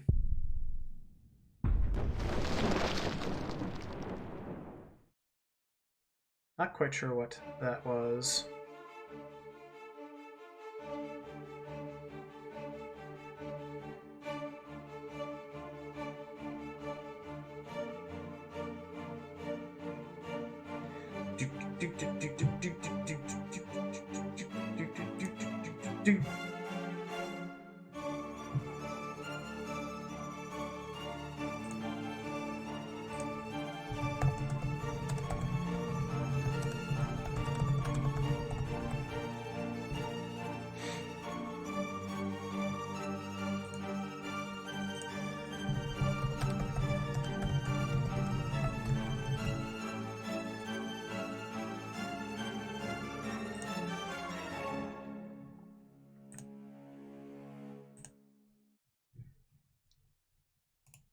All right, time for episode 2. For a moment, the sky was dark. We heard the calls of 1,000 birds, but another sound rose above them. A sound I cannot describe.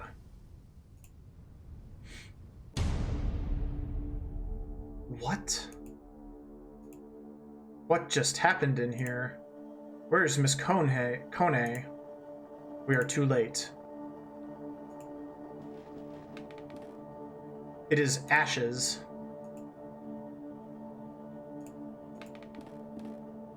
Chalk, a circle drawn hastily on the floor. She thought it could prevent what she knew was about to happen, but she was wrong. The windows are covered with wooden planks. It looks as if she were trying to keep someone from entering, or something from getting out. I do not know what to make of all this. I do.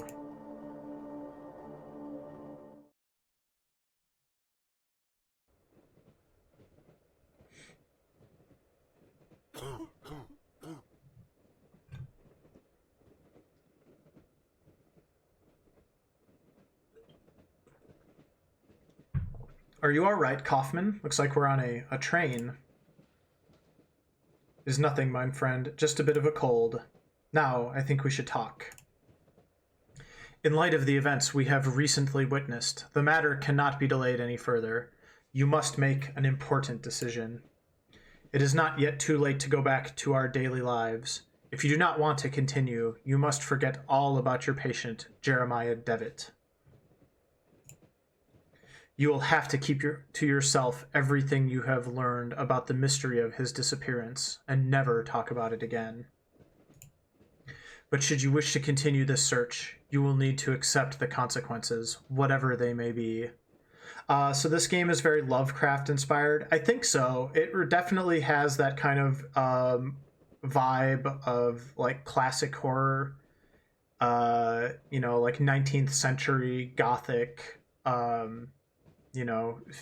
weird, like cosmic outside of the realm sort of forces, and all of that. So yeah, I would say very Lovecraft inspired is a good way to describe it. Please do not take this decision lightly. The path ahead is not without peril. You know my answer already, Kaufman. I must know what happened to Devitt. So be it then. As you may have already realized, this matter involving your patient transcends the limits of psychiatry as we know it. We are not dealing with the effects of trauma or the demons of the subconscious, at least not in the terms we are used to. We are dealing with something old, something dark. Yeah, one of the old ones. A sinister truth that has been buried deep for generations. This man, Alexander Dupree, and his organization, I think they seek to uncover these secrets, and I fear they might have already. Miss Kone's fate, whatever it was, must be related somehow, but my knowledge of this area is simply not sufficient. We must pay a visit to an old friend, someone I never thought I would want to see again. The man who introduced me to the extended scientific field of the occult. My mentor, Professor Adam Wright. All right, I guess that's where we're off to then.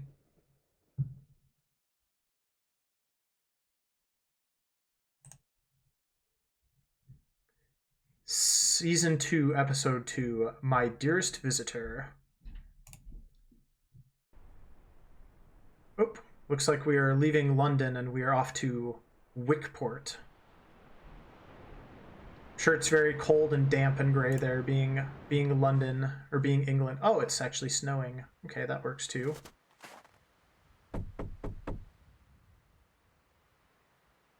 I doubt he is away at this time of day. Perhaps he cannot hear us from the front. Let us try the back door.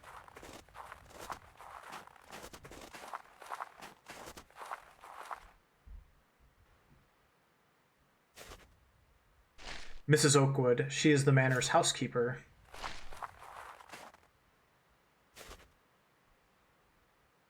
Yes, who is it? Good morning, Mrs. Oakwood. Don't you remember me? Why, Dr. Kaufman, bless my soul, it's been so long I hardly recognize you. How nice to see you again. Allow me to introduce my colleague, Dr. John Wakefield. Is the professor at home? We would like to see him. Why, yes, doctor, of course. I am quite forgetting myself. Let me take you to him. It is really good of you to come. He receives so few visitors these days on the account of his condition. His condition? Oh, sir, I'm right sorry. I thought you knew. The professor, he suffers from an ailment afflicting his brain. He is now entirely confined to his bed. Uh-oh, that's not good. Crazy occult things again. Professor Wright, you have visitors. One of them is your old friend. Look, look, do you recognize him? It is Johann, Professor, your old pupil. I reckon he does remember you, Johann. It has been a long time since I have seen him so excited. I will leave you two to talk to the professor. It may be difficult for him to keep on one subject for long, but oh, it does him such a world of good to speak with old friends. Should you need any assistance, I will be in the backyard. Professor? Uncle James, you are back. It is I, Professor, Johann Kaufman. Where is father? Where has he been taken? He suffers from some kind of memory loss. Yes, I'm afraid he will not tell us much in this state. If we could but stimulate his memories, maybe then he could tell us of his research, something to unravel the mysteries of the playwright. Perhaps. We have few other options in any case. Let us try. Why don't you explore the manor? There may be some object we can use to jog the professor's memory. Meanwhile, I will try and talk to him about the time we researched together. That could also help him remember. All right, time to go explore a creepy old manor. This is like the third or fourth time I've done that in this game, but it's usually good for some good story and spoops. Professor Wright? Father, why must you spend so much time away? We must find a way to help the professor recover his memories. Why don't you try to find some object that the professor may have kept as a memento? All right, we're going to go look for a memento of the occult.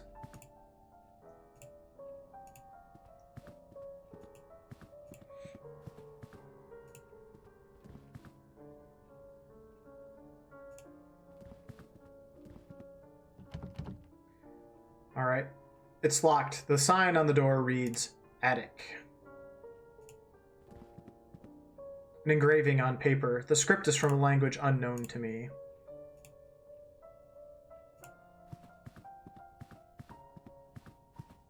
A painting of the ocean at the end of the afternoon. There is a figure in black on the beach, but its face is shrouded by a hood. That's pretty ominous. An oil painting. It shows an obscure medieval scene.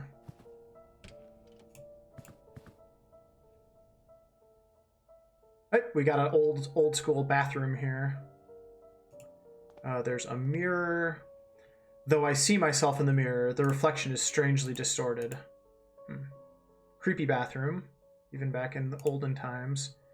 A large porcelain tub, its hefty weight supported on 4 blackened iron feet. A thin ring of damp residue around its interior suggests recent use. A common radiator. It looks like there's nothing in the bathtub.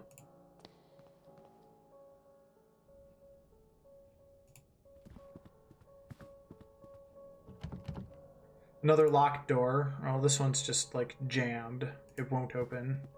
All right, let's head downstairs. Let's see what we can find. A portrait of Professor Wright. His appearance is quite different back then. An imposing, inquisitive figure. Ah! No spooping me while I'm searching the spoopy mansion. No, I'm just kidding. Good spook, Ferric. You got me again. It is locked. I get so focused on the game, I forget that I can be spooked at any moment. A sea landscape. A gilded pipe. It runs from the room at the end of the corridor to the room upstairs.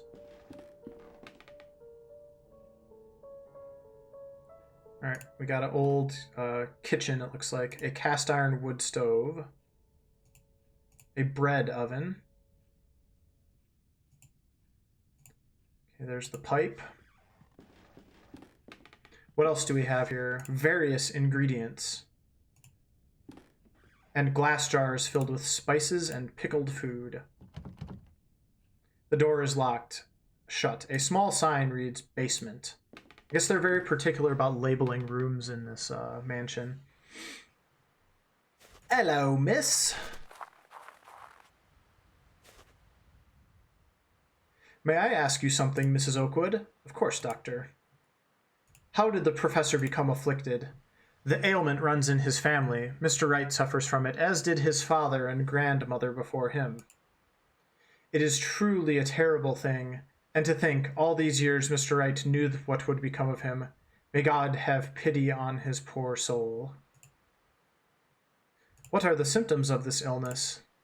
Well, I can't speak those very long words physicians use, but I can tell you what I see in him. Professor Wright hardly remembers a thing from the last 40 years. It is like he is a child again. With God's mercy, it has now gone so far that it torments him no longer. I must go. A thick layer of ice covers the pool of water. All right, what else do we got here? There's like a fountain. Okay, never mind. It's just talking about that. This oak tree looks ancient, probably older than the manor itself.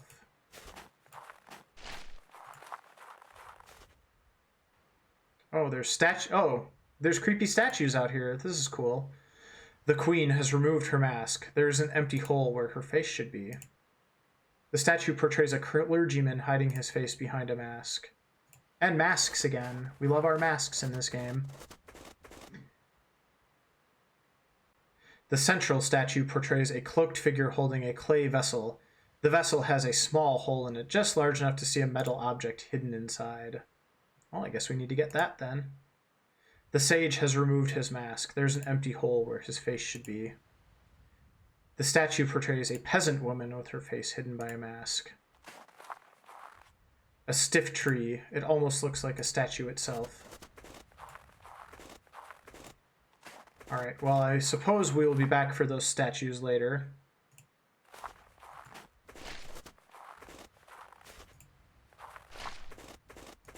Let's keep exploring here. This is the front of the manor again. There's a strange ornament on the wall. I think I can move it.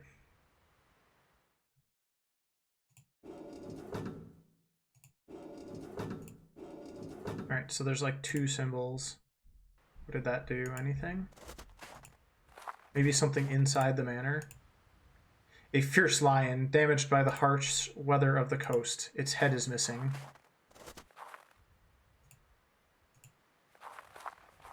So one of the lions is missing a head.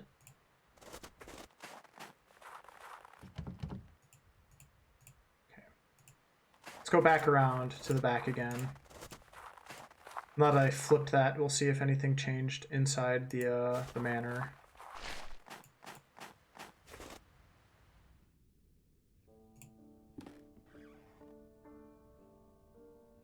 And I still have the rest of this hallway to explore. I think. Maybe not. Oh, I think this is where I came in, actually. Alright. I can go this way, though.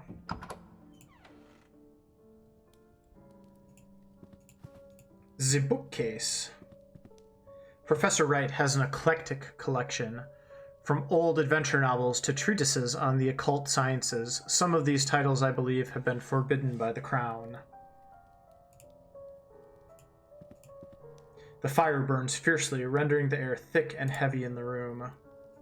It's like a little, tin soldier. It looks to have been painted by hand. It commemorates some military campaign that I have not heard of. Could it hold some special significance to Professor Wright? Perhaps it will help stimulate his memories. A painting of the cliffs of this region. A globe. The surface is extraordinarily detailed. Judging by the strange shape of the continents, this must derive from a fictional work or some prehistoric era.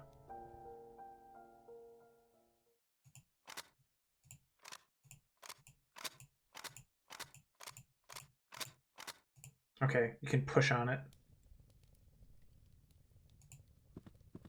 Good to know. I'm sure we'll... That's a creepy noise. It is locked. I can hear the racket of many birds on the other side. Alright, let's see if this tin soldier does anything. If anybody in chat has any ideas as well, feel free to throw them out there as we explore. Can I unlock this for... Yep, okay. That'll make it easier to go back and forth and up and around. I know this is ironic coming from me, but not the birds again. There's so many birds in this game. The birds are always evil too. There's no good birds. All right, let's see if this does anything. Do you recognize this, Professor Wright? Maybe I should actually watch and not just listen. I mean, it's whatever you are, whatever you're able to do, I appreciate. Firebirds are good birds, I agree. The phoenix is a very good bird, in particular. I'm actually not stuck right now. I'm just mostly enjoying the game, and I want people to feel like they are engaged in it as well. Sergeant Downing was set to the front. The man that returned was not Sergeant Downing. My dearest visitor, he will know where to look. Oh, what a time we will have. Your visitor? What do you mean, Professor? He will have seen the map, and he will know the Book of Travels. The Book of Travels? Yes, yes, he will work it out, but it must not be too easy, no. But he will find the prize, I am sure. Prize? What on earth is he talking about, Kaufman? Something concealed, something precious. In his addled state, could he have hidden away parts of his research? He was always a proud man. He would not easily have forgotten his most groundbreaking work. A sense of its grave importance, at least, would have remained. In his confusion, perhaps he has holed it away somewhere for this dearest visitor of his to find. Why don't you explore the manor? Perhaps something will relate to these latest ramblings. Spooks? Where, Bones? I don't see any spooks. What are you talking about? Oh, God, right there. Hope you're having a good day, Bones. Hope you're having a nice Halloween so far. Meanwhile, I will continue my endeavors to revive his memory through conversation. It is a good day for spooks. The Book of Travels. Well, let's go back to the library. If we're looking for books, that seems like the best place to continue looking.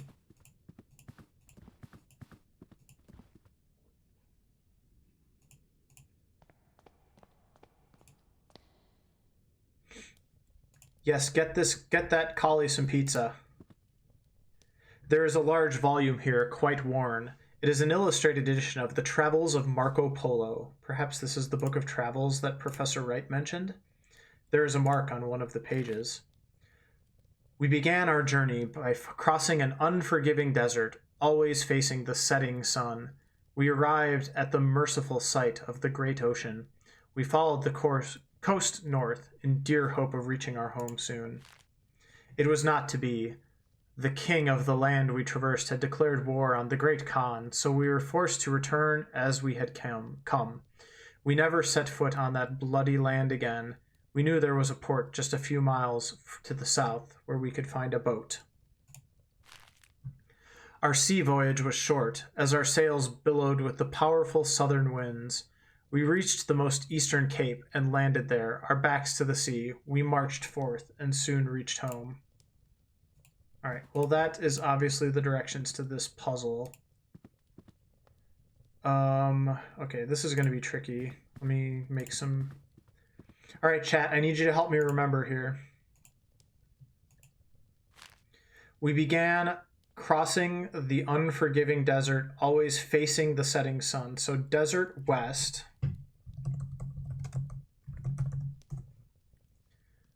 At last we arrived at the merciful sight of the great ocean. We followed the coast north.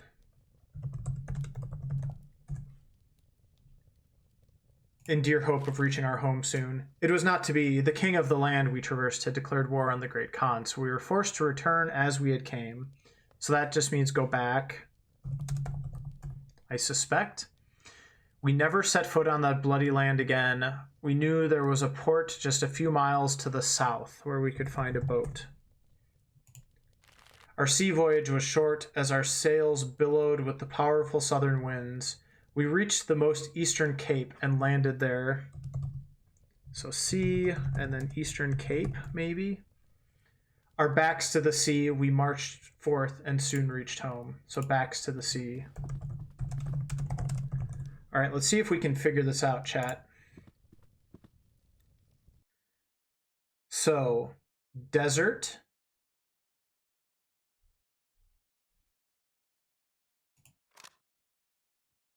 Coast north. Go back. Wait, there's like a... Oh, here we go. It's giving me a little bit of help here. So that sounded good. Go back. South. Eastern Cape. Oh, that was wrong. Okay.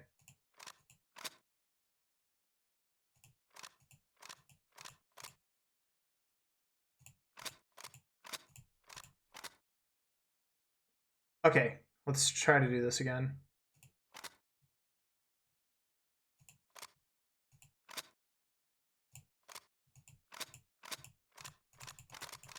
It's weird. Hold on. I'm going to start over. Got the different sound effects there. So that's not right. That sounded right. Nope.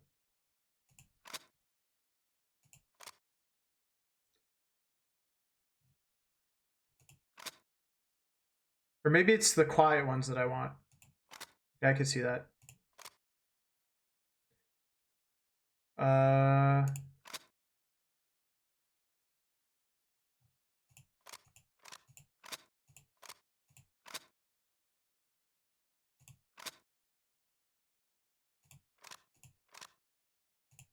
Oh, I'm really close. Crossing unforgiving desert, always facing the setting sun. At last we arrived at the site of the great ocean. We followed the coast north. So it's got to be this, this, this. Go back.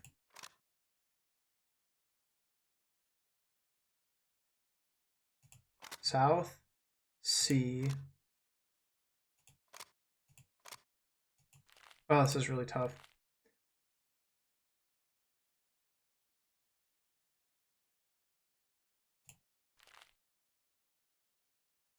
Okay, so that, that.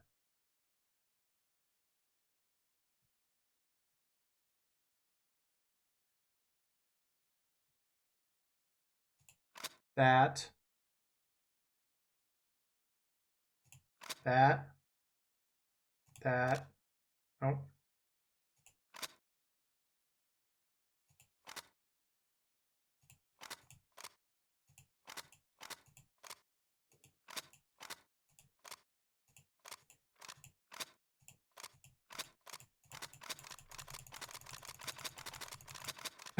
I don't know why it's making different sound effects each time. I'm going to go ahead and take a peek here. This is tricky. I'm trying to solve this puzzle, Ferric. It is very tricky.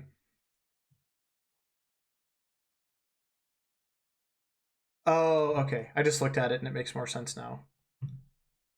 1, 2, 3, 4, 5, 6. Maybe I need to start over though. Oh dear, puzzles, right? 1, 2, 3, 4, 5, 6.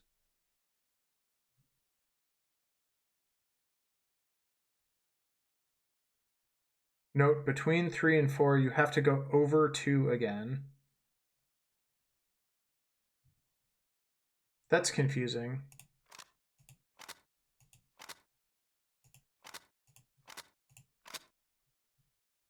Is that it? Rip. This is tough. It's not working right. 1, 2, 3, 4, 5, 6.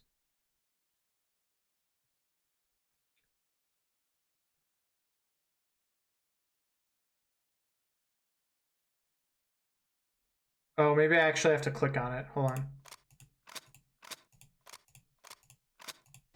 Okay, there we go. Yeah, that's weird. Okay. Got it. Anyway, that was a tricky puzzle. I see. It seems I have triggered a hidden mechanism. A small compartment has opened in the globe. Thank you, chat, for the help there. Yeah, it was tricky. There's a sealed letter inside. Success, yes. It is simply addressed, "To my dearest visitor." Kaufman needs to see this before it is opened. Let's go. We got some cool music again, too. Do, do, do, do, do, do, do, do, do, do.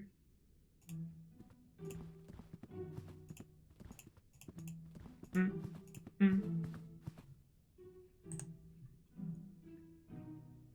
All right, let's show Kaufman the letter.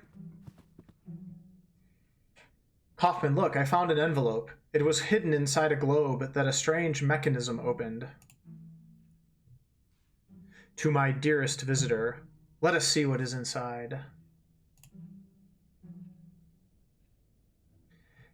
Exactly. This is another part of an intricate riddle. But to what purpose? To conceal something, perhaps? Or just the last acts of a confused and drowning mind? I am increasingly of the opinion that this is some mental construct, some riddle conjured up by the professor's failing mind. He may not have even understood what he hid. Those seeking wisdom must first know their own foolishness. Reflect on yourself in the heat of passion to reveal what the cold eye of logic sees not. A riddle, and who would that visitor be? That is unknown to me, mind friend. There is only one way to answer that question. If we can find the answer to the professor's riddle, perhaps we will be able to solve this mystery.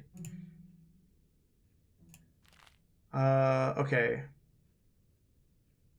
Those seeking wisdom must first know their own foolishness. Reflect on yourself in the heat of passion to reveal what the cold eye of logic sees not. Reflect on yourself. Reflect sounds like the mirror in the bathroom. Reflect on yourself, said the riddle, and the cold eye of logic sees not. Could there be something here hidden somehow? Well, we have a radiator. We have a tub.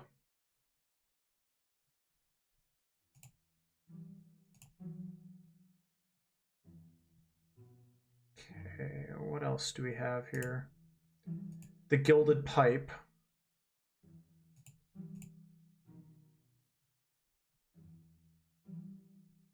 Okay, well, definitely it has something to do with this.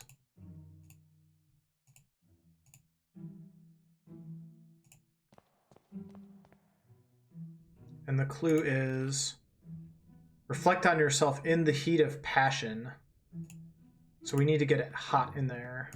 We need to turn on the radiator probably. Or the water or something. We need to turn something on.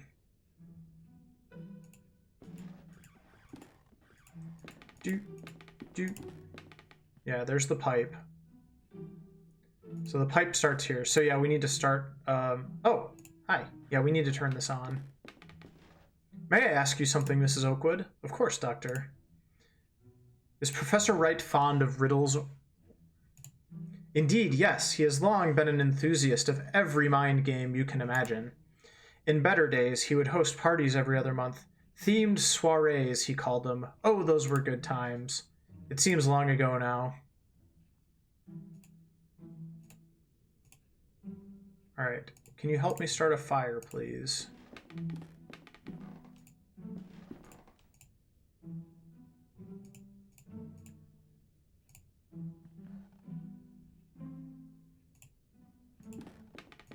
See if we can figure out some way to start that fire.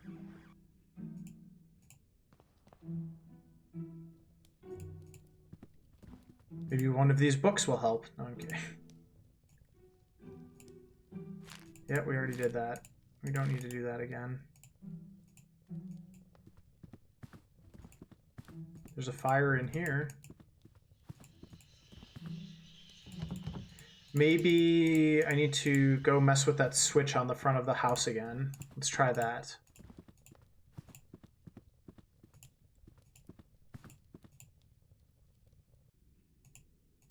Maybe that will change something. Everything was so creaky back then. Also, maybe something changed in the backyard now that she's inside. I wonder if that messes with the statues, actually.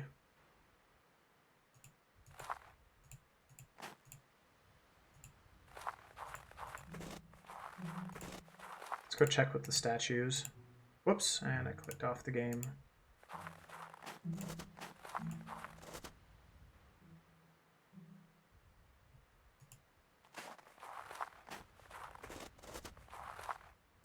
Nope, that's still the same.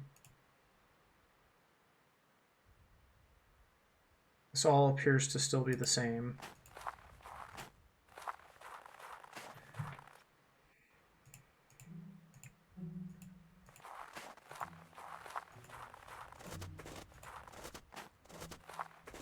Is there anything else over here?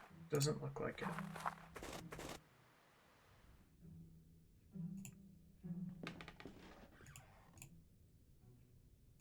Okay, never mind.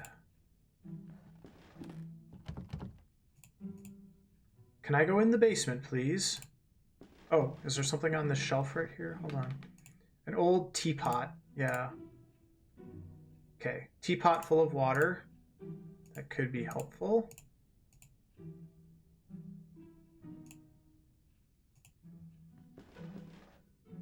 Yep, this is looking promising.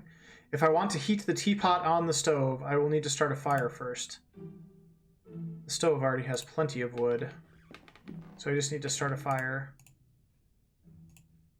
Could you help me start a fire, please?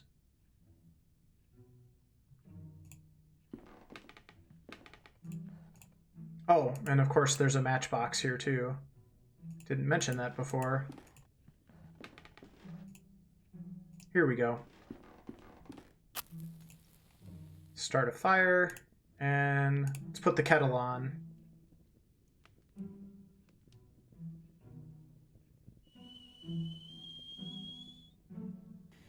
The water will cool soon. Oh, let's go. Gotta move it. Move it, move it, move it.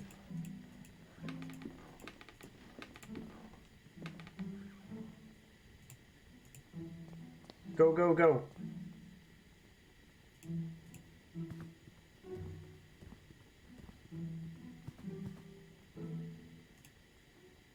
Into the sink. Whoops. There we go. Reflect on yourself in the heat of passion to reveal knowledge that the cold eye of logic does not see. Condensation from the teapot's steam has revealed a hidden message. I'll add this clue to the letter. Knowing yourself, you may look upon your master, meet his imposing gaze, and seek to understand what lies beneath. Thereby learn the question, if not the final answer. Okay. Heat of passion. What passion? I guess it was just passion for a mirror or something. Let's check in here. I think that probably has to do... yeah, that wasn't helpful.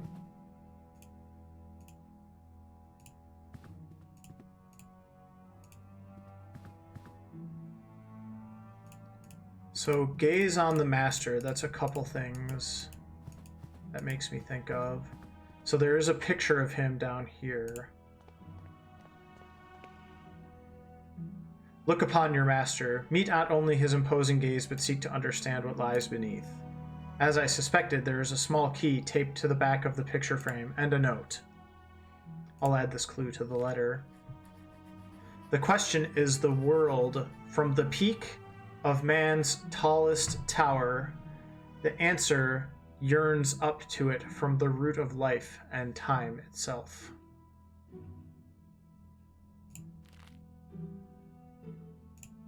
So we have a key. We don't know which. There's a couple doors. Let's check this room first since I'm already in here. The burb room.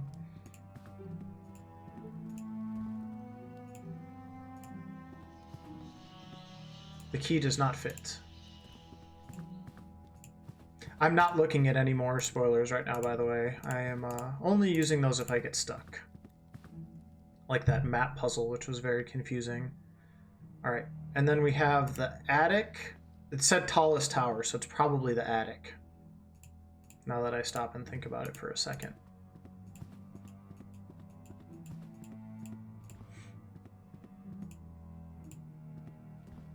Yep, there we go. Okay, what's up in the attic? A shelf covered in old ornaments, pieces of metalwork, and pipes of strange shapes.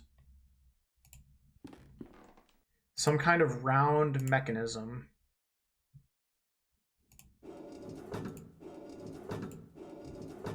Let's change that.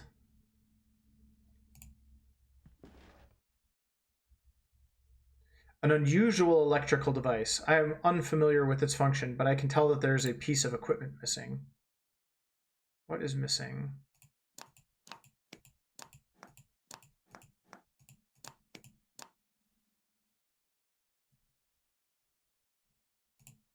Okay.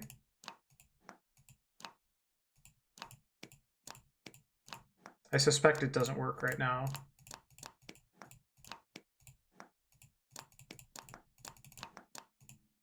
We'll be back for that later.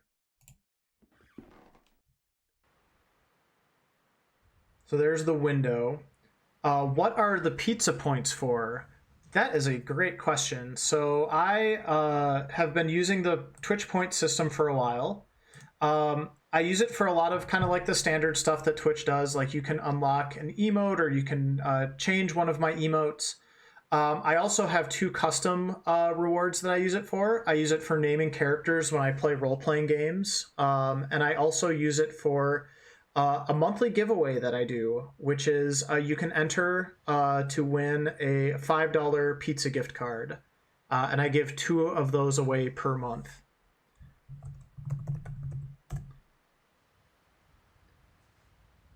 So there's a little summary of that. But yeah, we are a pizza themed stream and like to give you all pizza. I know not everybody can subscribe. I know not everybody can afford to cheer with bits and support me in those ways, but I still want you to feel like you get something out of being here. And so that is why we do the free pizza giveaways every month. The sage has removed his mask. The statue portrays a clergyman.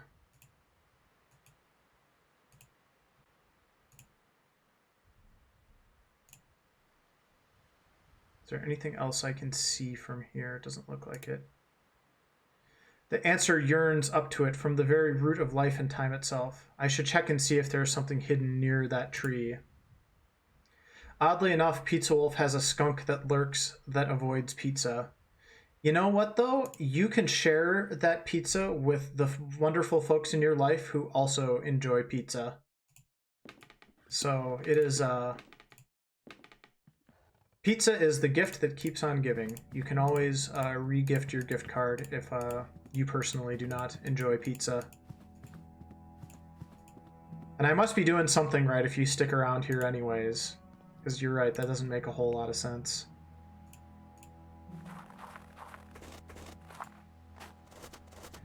Oh my gosh, hold on, Bones. There's a new, okay. There's a new pumpkin modification. I didn't even know that you could do that. That's amazing. Oh, thank you. I try. We try to have fun here. If you can't tell today, we're having fun today.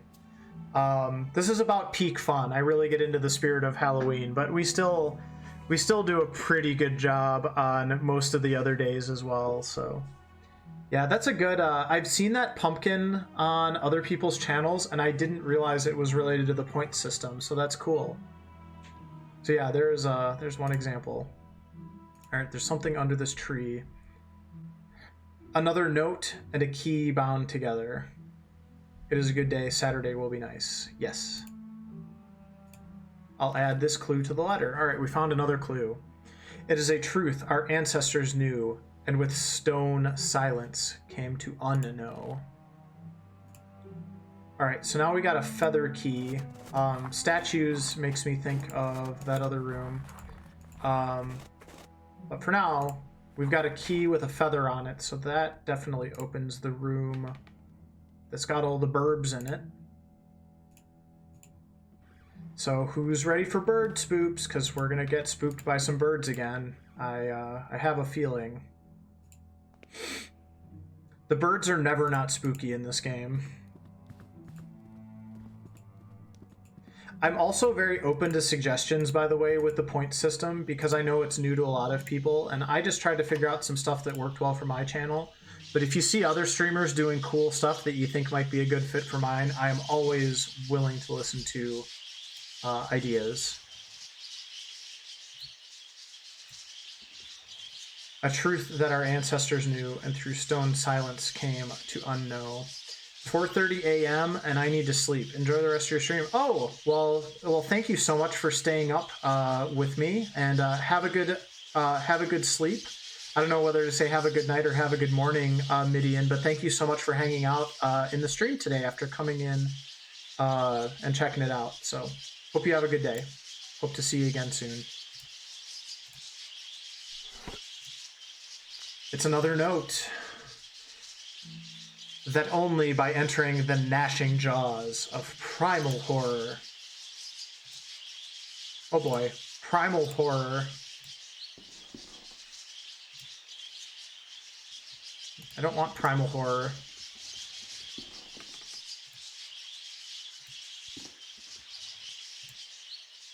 Turtus marula. It's not a good name for a bird.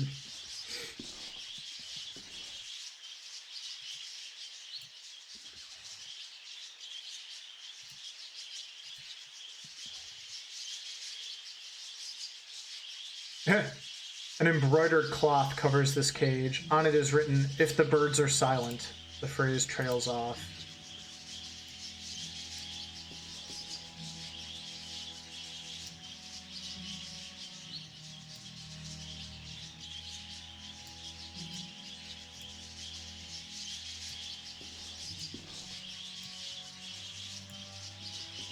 Alright, I guess we're done in the bird room for now. They're still very noisy.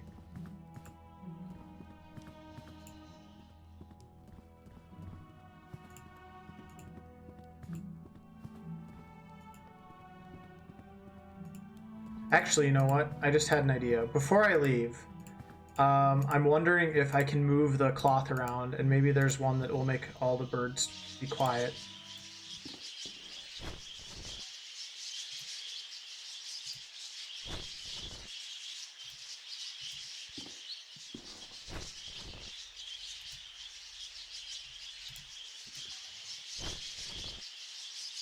So I've got the right idea, maybe?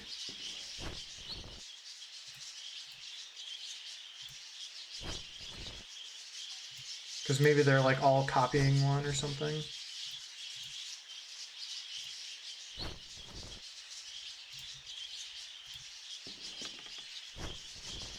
We shall see.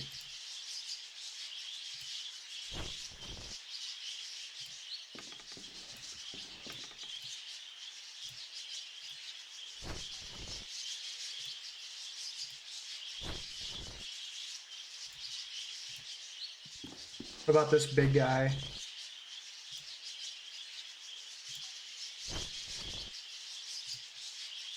There's only one left.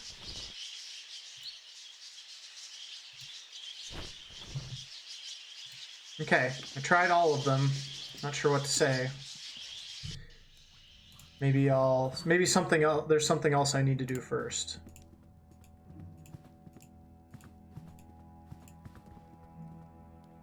There's also like the whole primal horror thing.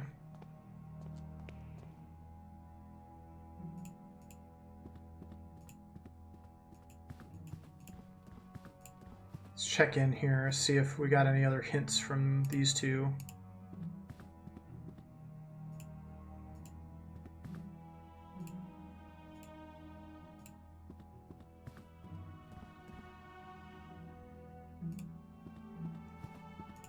Check the letter again.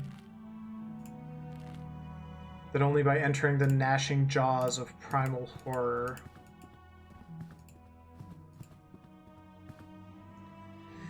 I don't know, maybe this has something to do with,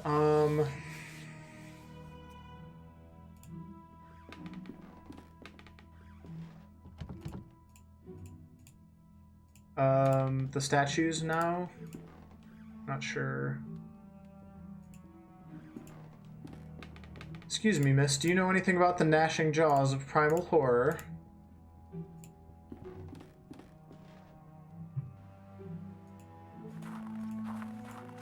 Is it the lion? Maybe it's the lion with the head. Let's check the lion.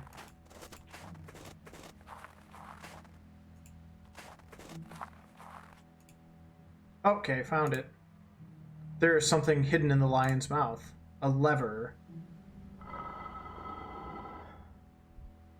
I think it has triggered some mechanism inside the manor. There is also a note in here. Will you at last know truth? Okay, I guess that's the whole thing.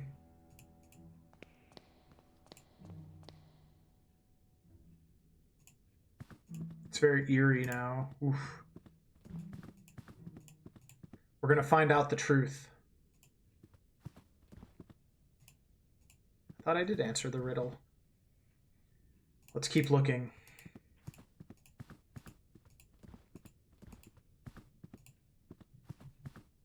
We need to learn the horrible, awful truth.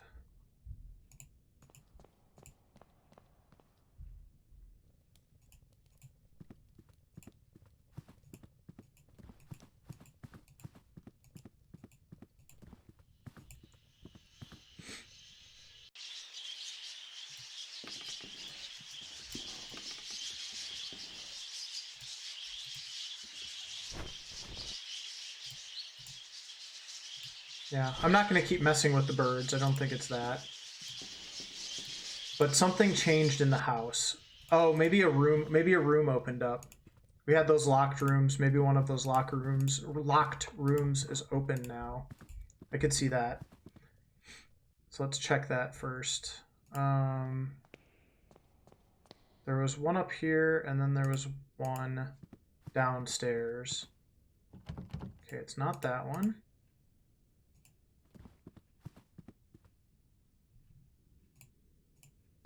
So let's check back here. Maybe it's this one. Nope, it's not that either.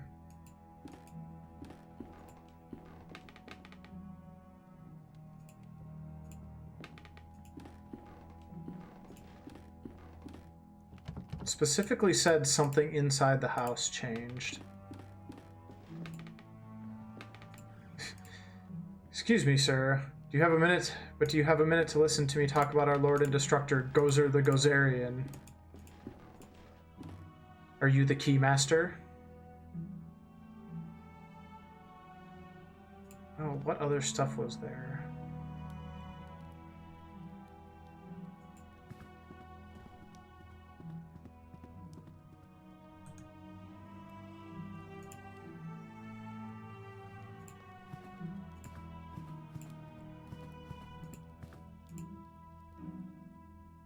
Alright, let's try going back upstairs.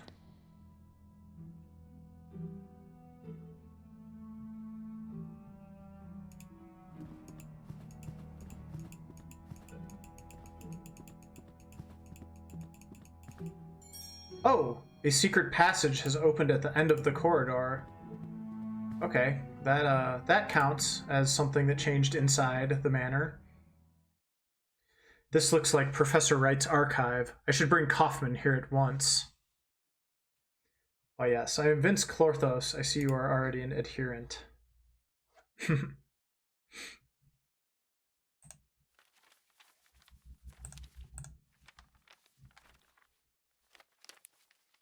What say you, Kaufman? Experiments, 1885. Let us see. Have a look at this. Be careful, there's a small key inside the folder.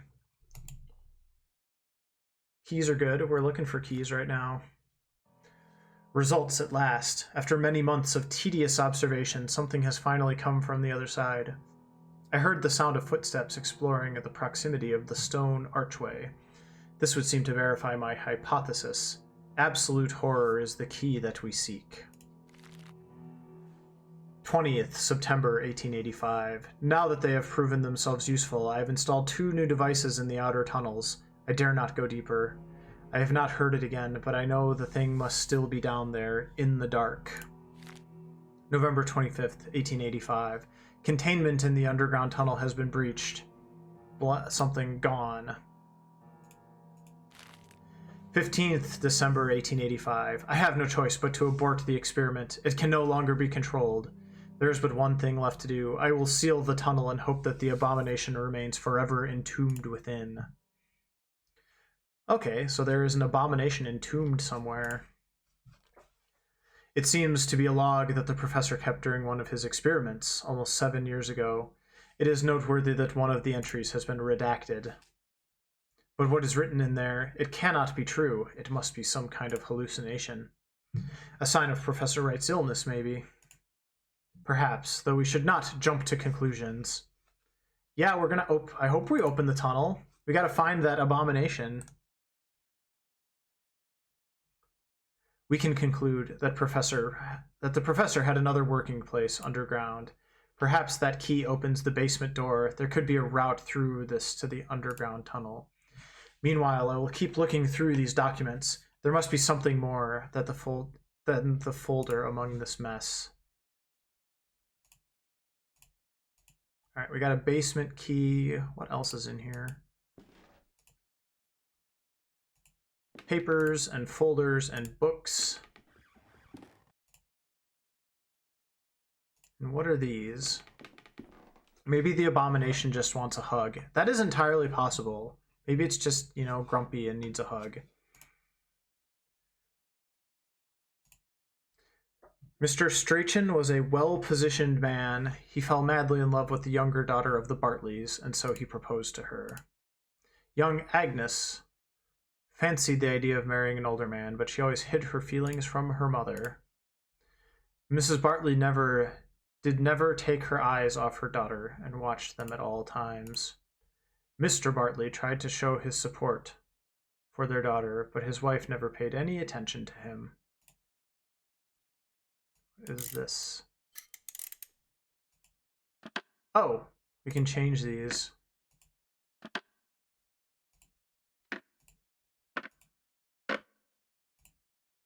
Interesting. Okay. Okay, that looks right. That looks right. That looks right. And that looks right.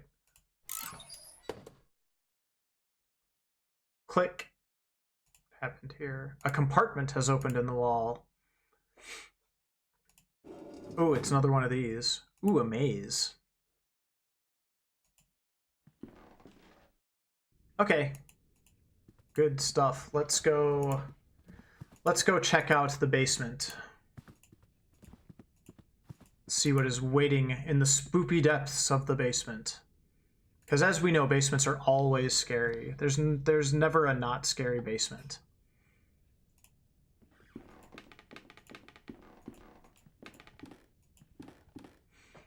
I hope everybody is enjoying the spoops today and enjoying the stream. Thank you so much for hanging out with me today. It really means a lot to me that so many of you are sticking around and hanging out. Ooh. It's very dark down here. It's completely dark in here. I feel a cold draft coming from the front.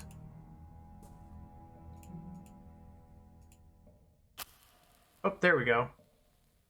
We lit a match. Oh, the draft keeps blowing it out. What is going on down here? Oh gosh, this is really scary. Oh no, my match has stopped working.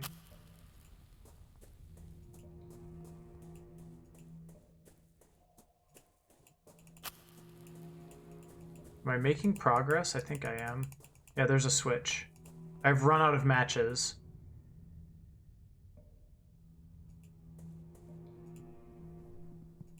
Uh-oh. This is really bad.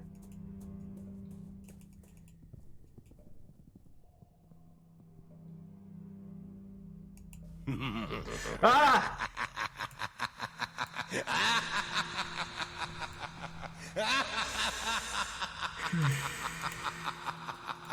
That was a good time for a spook, Trixie. You got me. Uh-oh. What was that noise? I'm just like stumbling around in the dark down here. Ooh. I've fallen through a hole. Where am I? The flow of the air is stronger here. A working lantern. There. Yeah, lantern seems good. Ah! This part of the tunnel is blocked by a cave-in. Careful, you don't want to get eaten by a grue. I don't want to get eaten by anything. Okay, so the tunnel is not accessible from here. Thank goodness, a ladder. It looks like a component of some sort of a machine. Hey, I know where it probably goes, because I found that machine that was missing a component in the attic earlier. Okay, and then there's another switch down here.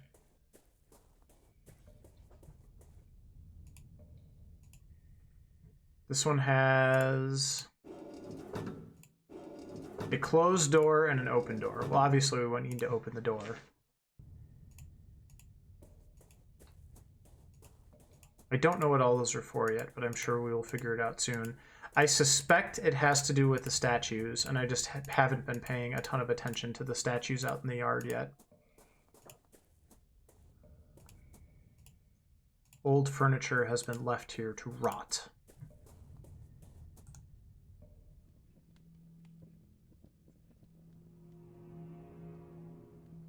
If we cannot access the tunnel mentioned in Professor Wright's log, how can we find the missing parts of his research?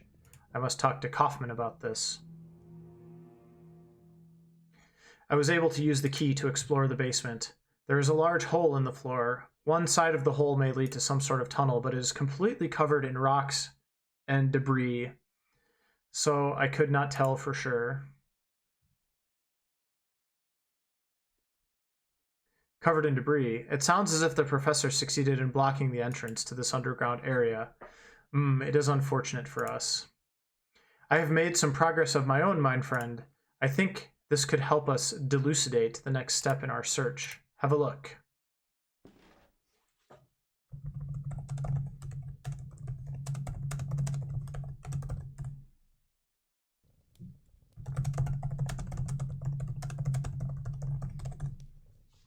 Today, a meeting finally took place.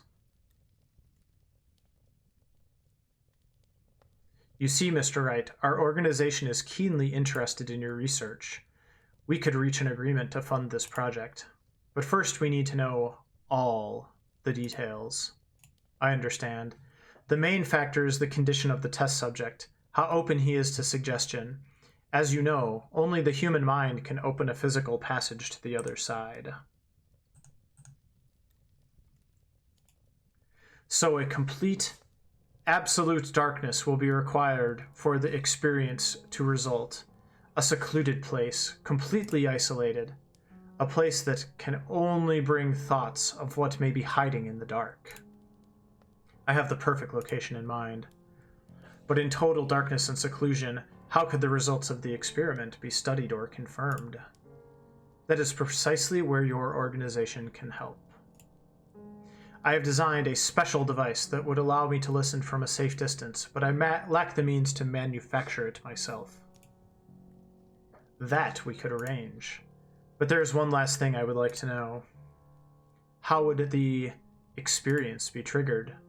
By means of a chemical compound of some kind? Do you mean a serum? Not at all. That would be of no elegance whatsoever. The trigger is the mind itself, the emotion known as terror. The primal fear that still survives in the depths of our mind from the times humans were mere beasts.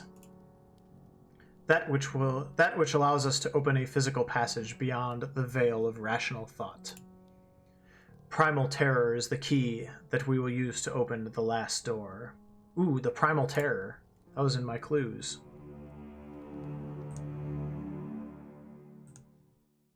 Could this organization be the Playwright? It may be, mind friend. If so, then we are closer to the truth than we thought. But in this room I have been able to find only some fragments of information, discarded materials. It looks as if the main bulk of documents were moved from this room and hidden somewhere else. The basement tunnel. That seems the most reasonable conclusion. But access to that place is lost, is it not? The entrance was sealed. There may be another access that we do not know about. If we could find and use the device that the professor mentions in his log, I believe we could shed some light on this matter. Alright, sounds good. I know where the device is. It's right up here.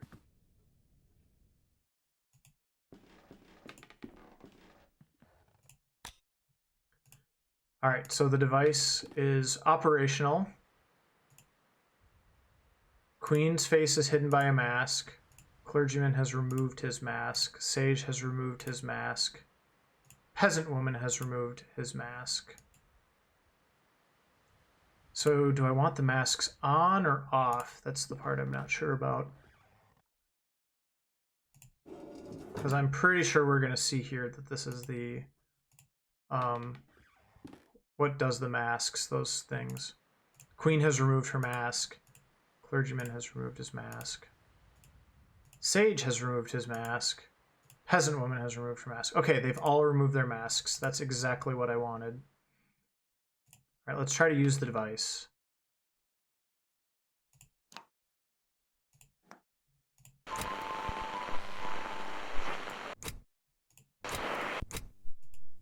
Okay, this thing's going to be a little weird.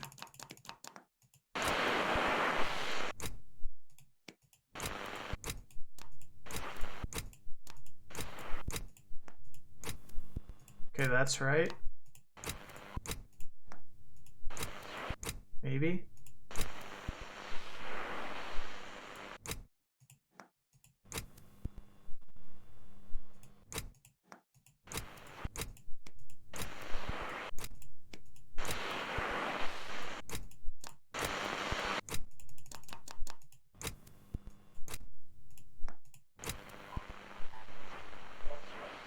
Oh, there's like some different tones there.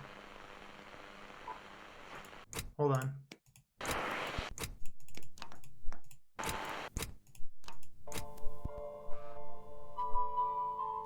There we go. This sound. Do my ears deceive me? Is that a piano melody? I must seek Kaufman at once.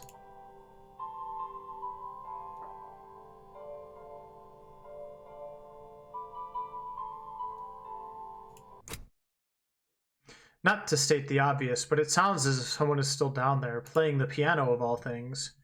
But how is this even remotely possible? I do not know, but this means something important to us.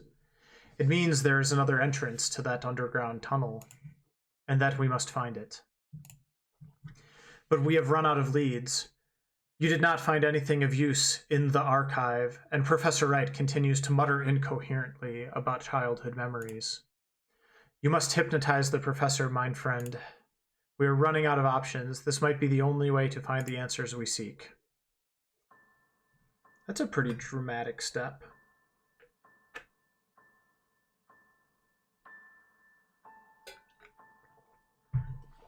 Look at this candle. Fix your eyes upon it. Your body is light as a feather. Okay, chat, try not to get hypnotized.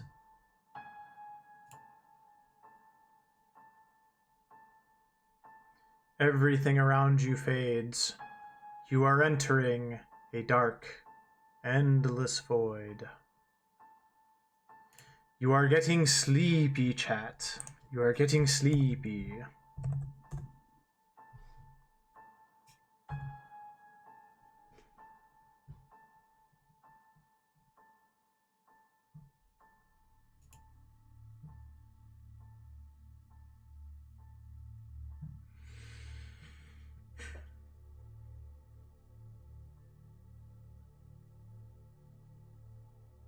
Listen to my voice. Where are you?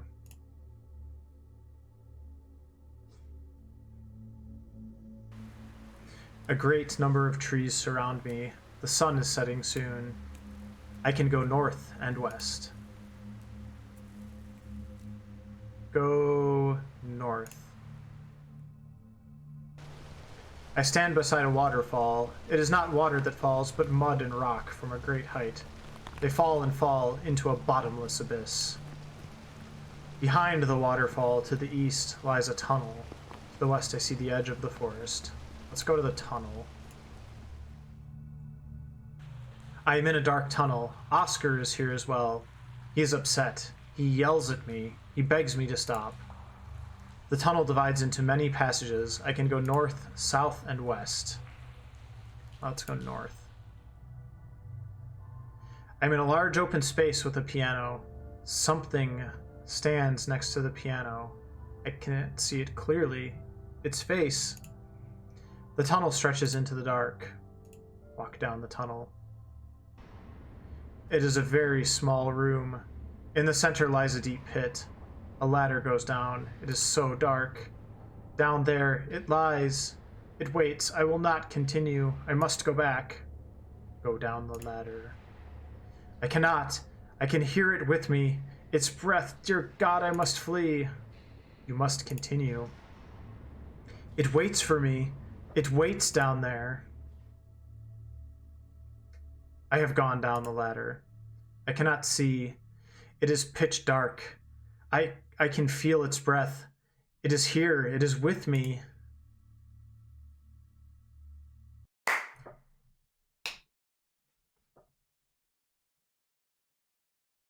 Enough. We went too far, my friend. You are right. I did not think he would react this way. You did well by stopping the trance, Kaufman. I think it would be best if we leave it for today. Let us return to the inn. Reflect tonight on what we have witnessed here. Tomorrow, let's discuss the next steps in our investigation. That's a little weird. Like, keep going, guys. You're so close.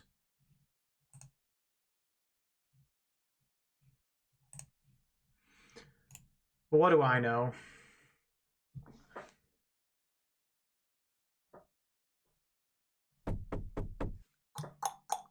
Come in.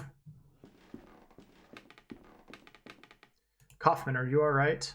Worry not, Wakefield. I'm just feeling a bit feeble. It must be all this cold and humidity. Nothing serious.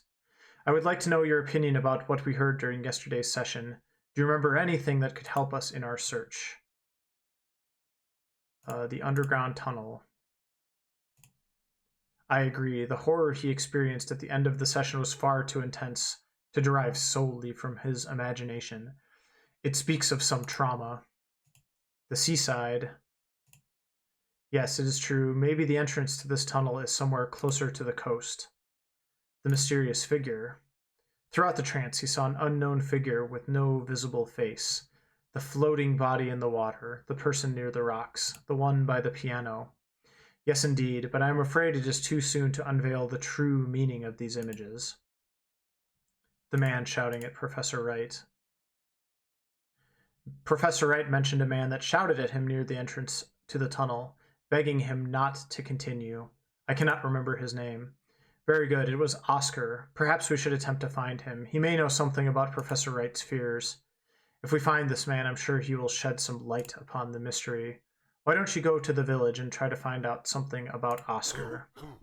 My apologies, but I must stay here and recover my strength.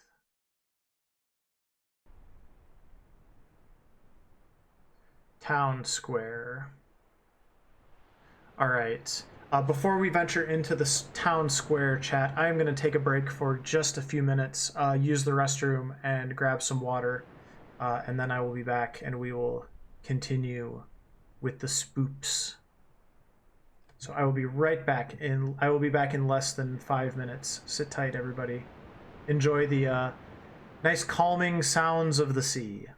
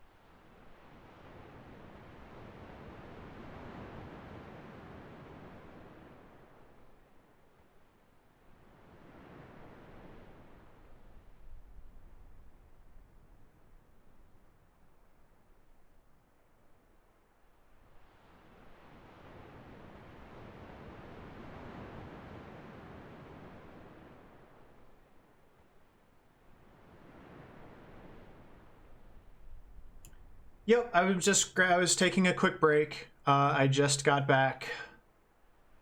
I think I'm gonna leave my mask off for a few minutes.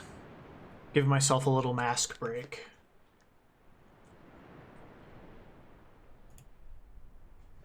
But I'll keep the spoopy, old-timey, black and white for a little bit longer.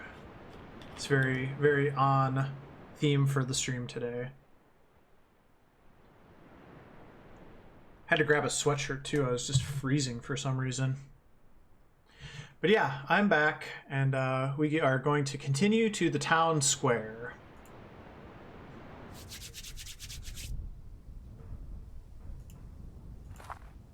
The Fisherman's Lodge.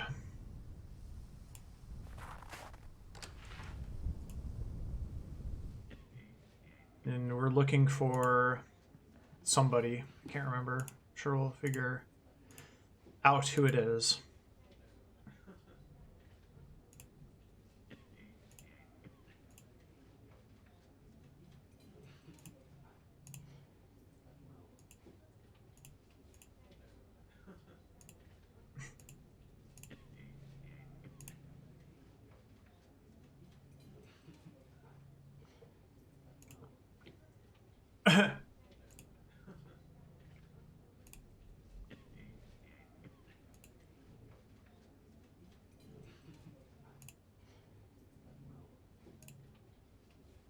The sea captain is a very interesting character.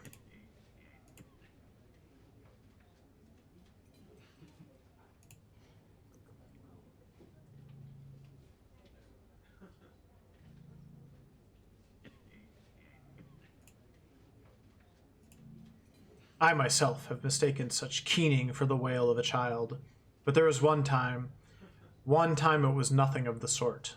Then the sea howled. It was not thunder, not a strong wave clashing with my ship, no. It was like a voice. It spoke to me in a language I cannot describe, a sound muttered by a living something, a call unlike any I have ever heard before, and I understood. What did you understand? Sounds like Cthulhu.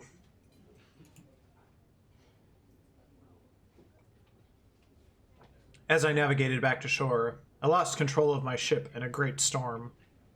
The rocks of the cliffs did the rest. I do not know where the remains of my dear Augustine ended up. With the passing of years and tides, I looked for them once for many moons, but all I found was this bar and the bottom of an empty glass. I have never returned to the shore since. May she forgive me. Now leave me be.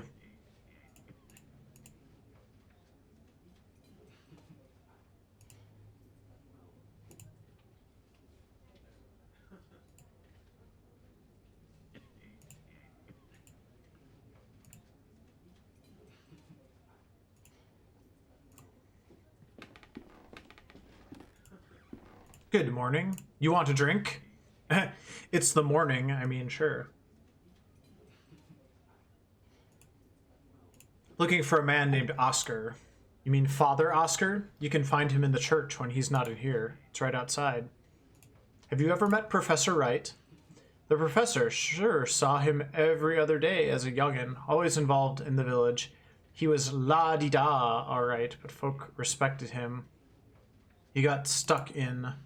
Didn't last, though, shut himself away, started getting visitors from out of town. He stopped coming to the village eventually. Last I heard, he'd gone crazy. None of us knows for sure, though. Been years since I saw him. Who's the man in the corner? Fred, you can ignore him. He's a sad, lonely drunk. Alright, let's go find Oscar. The priest.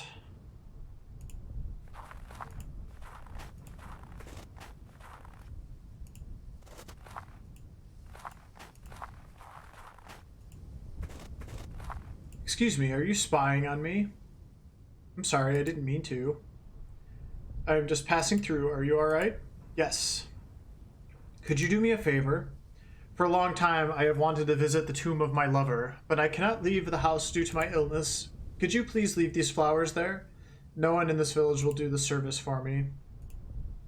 All right. Where is this place? Oh, you could not know how grateful I am. You are a good, kind person. You can go to the graveyard through that path right over there. The name you need to look for is Carter.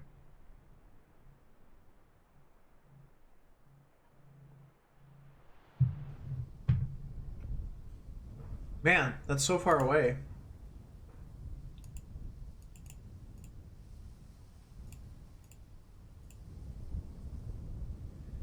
What can you tell me about Father Oscar? He is a man who has lost his purpose. I see him walking aimlessly in the morning and evening, nervous and doubtful. Okay.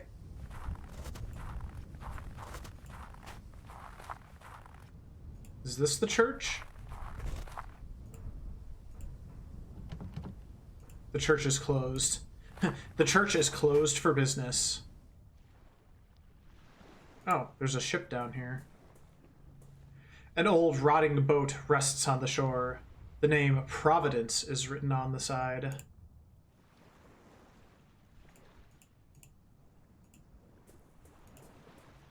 What else is down here? Anything? Or anyone?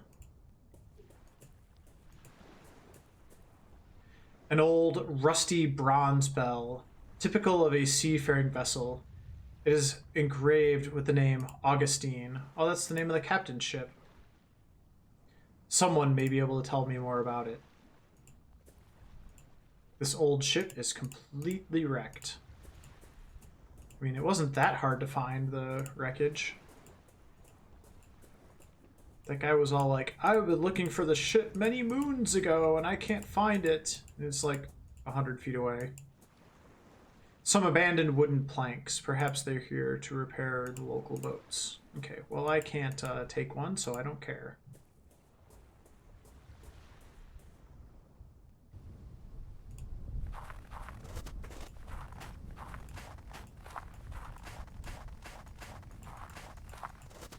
All right, let's go show off this bell first. Why, that bell is from Augustine. My Augustine, where on earth did you find it? I found it on the beach, sir, like right outside of the bar. I thought I would never see it again. I will clean it and make it shine anew. Wickport Beach? Our beach? Why, I must go straight away. Oh, to be reunited with my poor Augustine. What will remain of her? No, no, I dare not go. Oh, but I must. Good day to you, sir. Okay, that seemed very silly. But what do I know?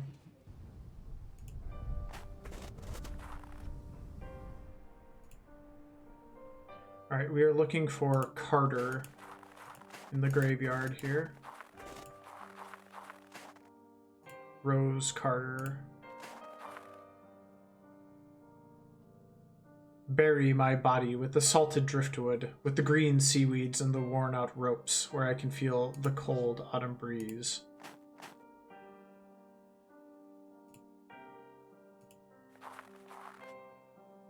Do not bring flowers to this place, for rum is all I crave. Now I rest under the same stars I sailed by when alive. There's no name, date, or epitaph on this gravestone. It's Saturday and Sunday, Val. I'm doing my stream on Sunday.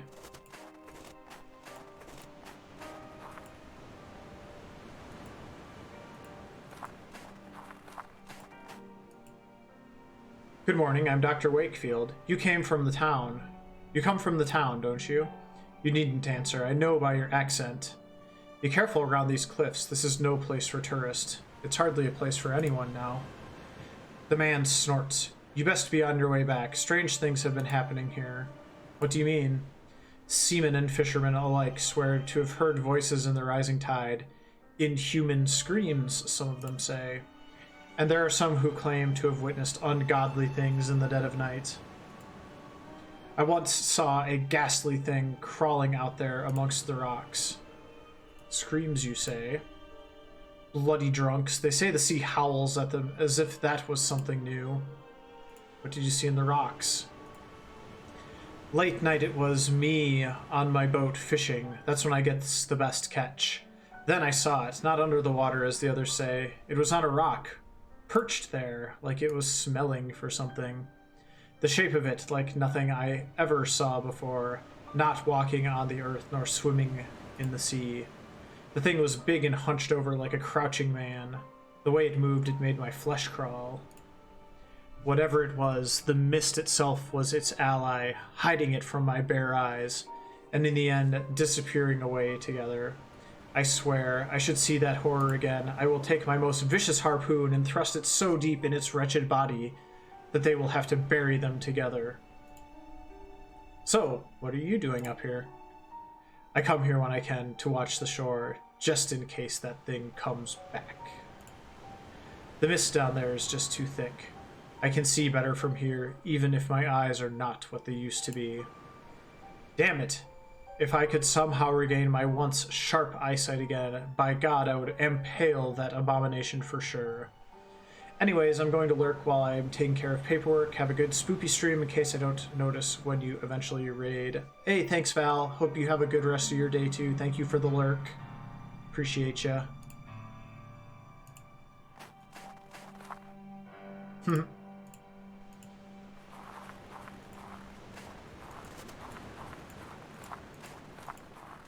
Alright, so there's a weird spook guy up here.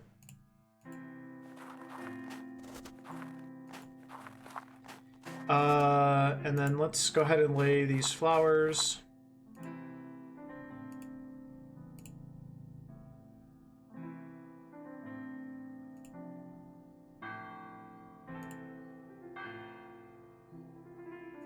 Oh, the church is open. The church is open for business. Let's go check it out.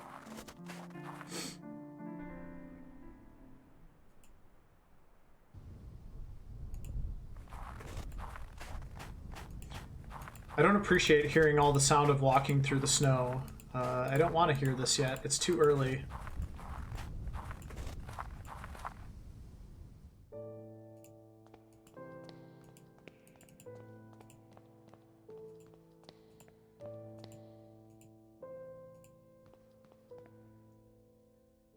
Good morning.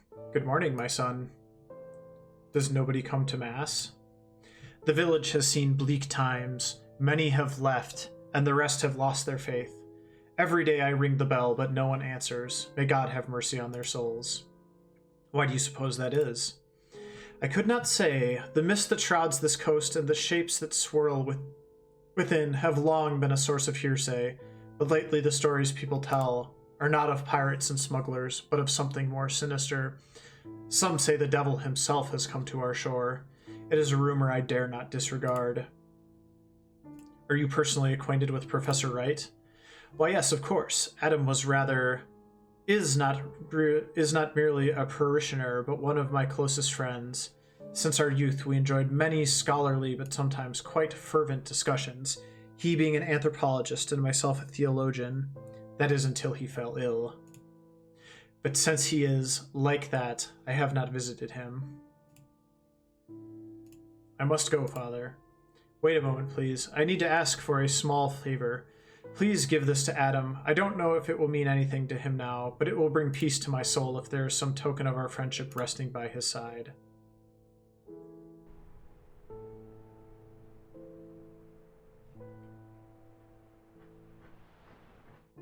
Alright, what did he give me?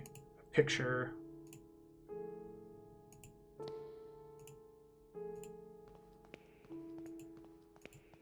Oh, and I need to talk to the woman about with the flowers. That whole thing. Alright. You there. Or I guess it's not a woman. I have left the flowers on your lover's grave, as you asked. Thanks so much, I am in your debt.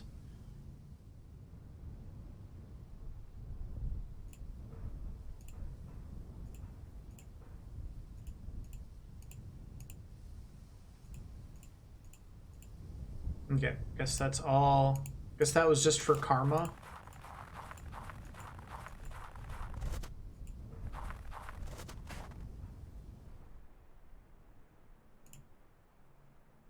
All right.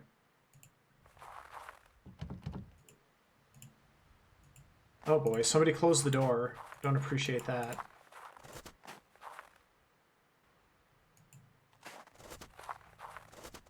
Wait, was that like that before? Okay, never mind. I thought I saw like a grave or something that got dug.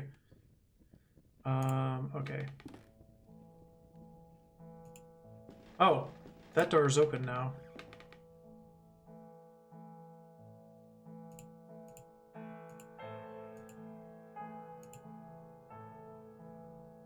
A cage covered with an embroidered cloth. The end of a phrase is written on it. A visitor will call. There's no bird inside. Ooh, a visitor. We like visitors, right? Maybe. There's a closed chest here. Ooh, there's a key inside. There's a yellow key. Okay, let's get out of here.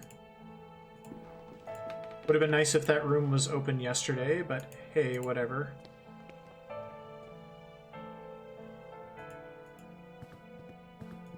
Oh, and the lights are all off up here. That's creepy.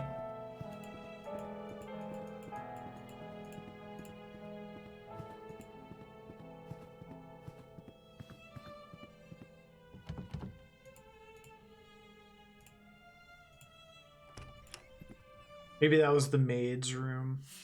Professor Wright is not here. Uh-oh. There's an open book on the floor. The Book of Birds. Oh, goody. It is a compilation of legends related to birds. Some of the text has been marked. The birds were traveling to meet their king when they reached a crossroads. The wretched crow tried to lead them astray and onto the path of mists. Many birds followed him and were lost forever beyond that veil. Only the wisdom of the crested hopaway and the prudence of the red-feathered robin could lead the remaining 28 back onto the path of righteousness. Ever since, the birds have sung their praise, for without the hopaway and the robin, the silence would have fallen forever. Well, that's telling me what birds to cover. Professor Wright's dressing gown and slippers. Alright, we are off to the burb room.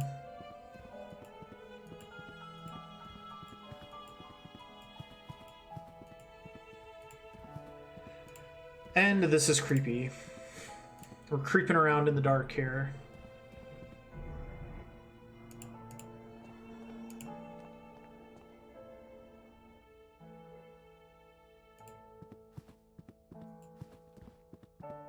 And it's dark in here too. Great. It's just dark everywhere in this house now.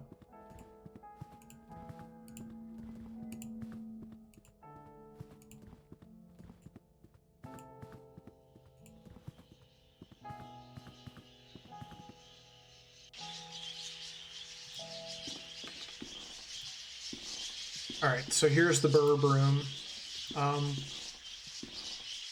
Let's read this again.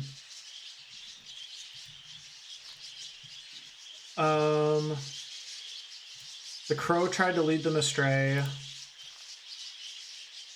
Only the wisdom of the hopaway and the prudence of the robin could lead the remaining 28 back onto the path of righteousness. Without the hopaway and the robin, silence would have fallen forever. Okay, so I need to find the hopaway and the robin and cover those.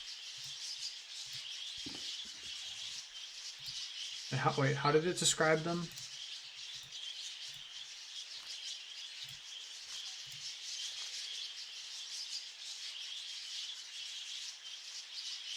Crested hopaway, red-feathered robin. Okay. That's the crested one. Right, where's the robin?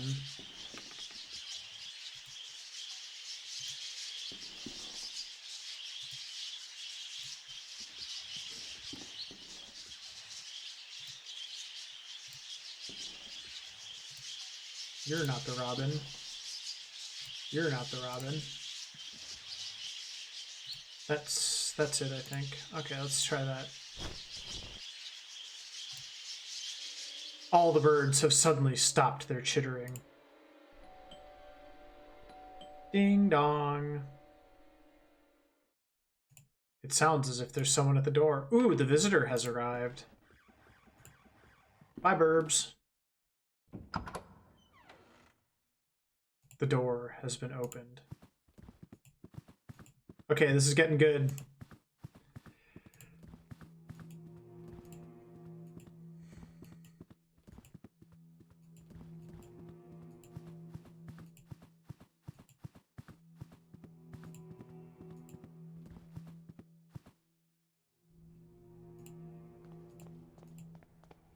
Hello, someone there?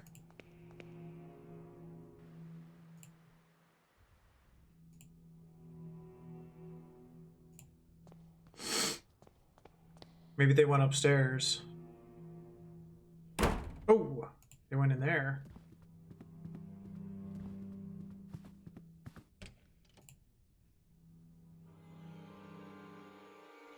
So there's Professor Wright. Or, oh god, Mr. Wright. Yeah. The poor man. It looks as if his heart gave out on him. His eyes, my god, they are fixed with an expression of utmost horror. Let me see. His fists are clenched. He's holding on to something. It is some kind of stone figurine. He's holding it tightly as if he were protecting it from someone. The figurine is beautifully carved, but it appears to be but one half of a larger artifact. What has happened to him? I have seen death before, but never has a body left me so ill at ease. I am trembling.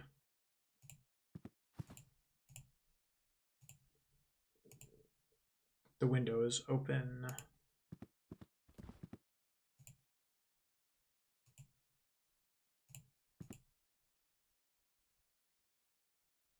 This is serious. I must break the news to Kaufman, and of course the local authorities will have to be informed.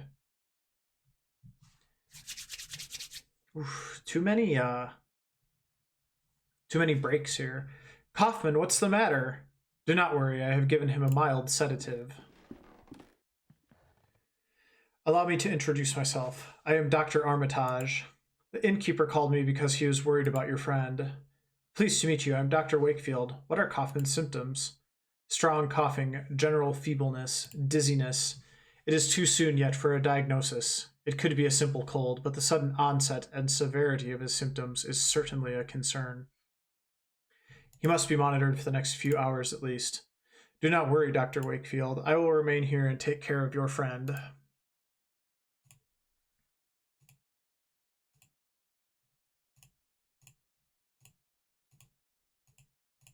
Could it be something serious? It is too soon to know. Let us wait and see how his condition develops.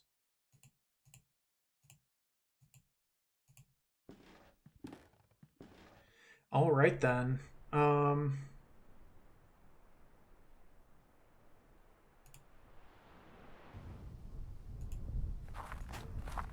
I need to tell? No. Let's just go back to the manor. Nobody in town needs to know about the dead body. This is fine. Actually, let's just go back by the statues.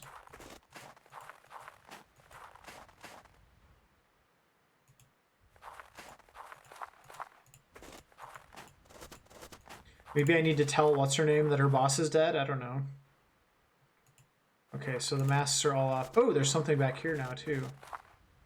The clay vessel held by the statue is now broken into many pieces. There is an object among them. It must have been hidden inside. Is it the other half of the statue? Nope, it looks like a compass. It must be broken since it does not point north.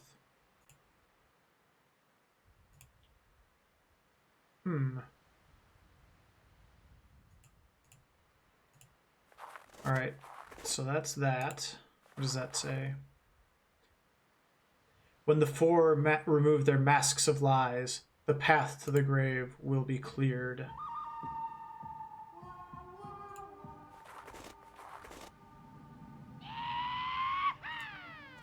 Yeehaw! Bones, thank you so much for gifting that subscription to Valvalis. That is so sweet of you. Thank you so much for that.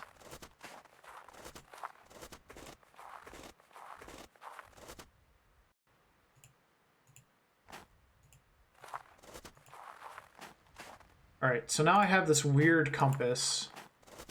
I have half of a statue. Not really sure what else to do at this point, so we will maybe try the town square again? I don't know. We'll figure it out. Oh man, it's so cold in my office today. I think it's just maybe because it's gotten so cold outside. I'm not sure. Oh, I should go check on the fishermen.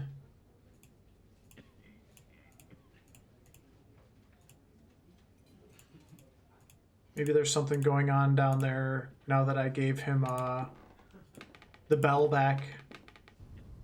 Let's go check on that. I totally forgot about that. That's just so nice of you, Bones. Thank you so much for doing that.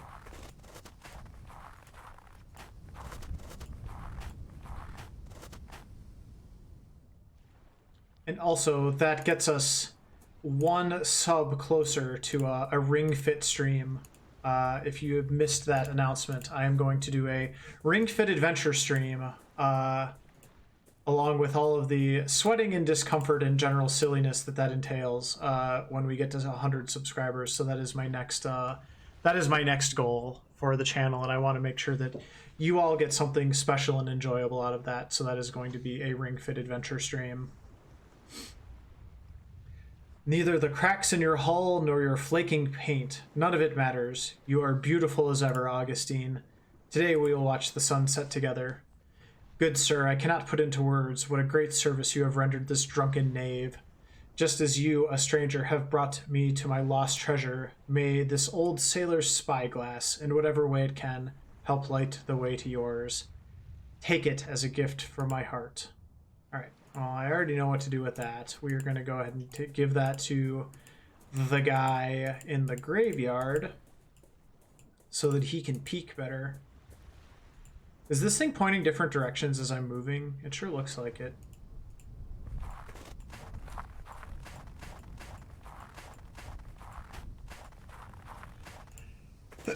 Excuse me.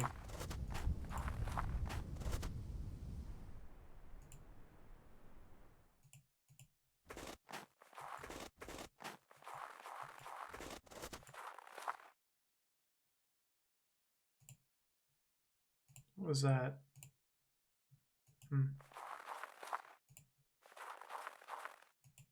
The compass point. Oh, the compass points to the blank grave. Interesting. I was not expecting that. There's something buried here. Oh, is it the other half of the mask? Sure is. Ooh. Joined together, the two pieces form an intricately carved figurine or idol. It is ancient, without a doubt.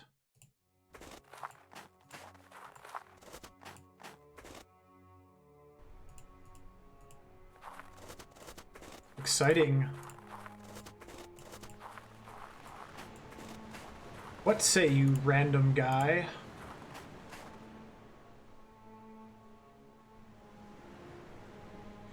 Here, will this help you watch the shore? Why, it is old to be sure, but this telescope has been patched up to a rare beauty. You have my thanks, stranger. I am indebted. Oh, what is that on the cliff there? Well, blow me, but if it isn't the Wright's old summer house. I thought it was entirely destroyed. It looks like you can get there using the old cliff path. Excuse me, did you say the Wright's summer house? Yay! All the good emotes for Val again. Yeah, Bones is awesome that way, so thank you again, Bones. That was really, really sweet of you. Well, yes, I never saw it myself. I was too young at the time, but everyone around here knows the story too well. It was a terrible tragedy, you see. One night, there was a landslide just beneath the house. Most of the building fell sheer into the sea, leaving only yonder ruins. Many died, though by a miracle young Master Wright was spared. You can see it from here. Look, right there on the other side of the beach. Do you see it?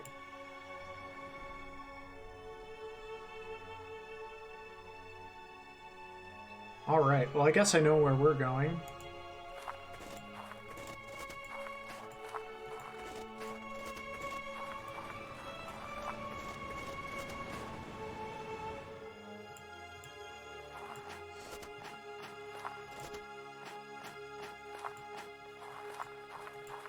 We got lots of new things to check out now. I can't believe this is only episode 2. This is a lot longer than the first part, for sure. What do we have here? These rocks look like the remains of a landslide. The roots of this venerable tree tightly grip the rocks that anchor it against the harsh winds. Alright, let's check out the creepy abandoned house. This should be fun. This landscape shows the house as it was before the landslide ruined it. The landscape of the landslide. Oh, that's really cool. There's a peculiar indentation in the stone. Look at this. This is crazy. The side of the cliff is heavily exposed to the harsh sea winds and waves. Is that where this... Yeah, I think that's where this goes. Is it not? Ta-da! It has triggered some secret mechanism. There is a passage behind the fireplace. It seems to lead into the cliff. Okay, here we go. This looks familiar. This must be the entrance to the underground tunnel. I must go on. There's a note on the floor. Whatever you find down here, do not stop. Well, that's short and to the point.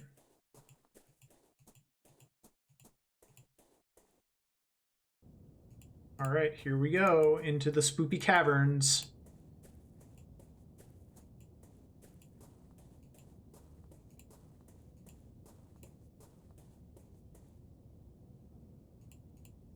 I sense a spook coming on.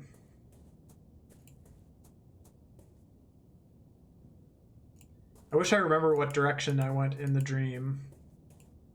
I'm just gonna kind of wander around for now. Because there might be other stuff I need anyway.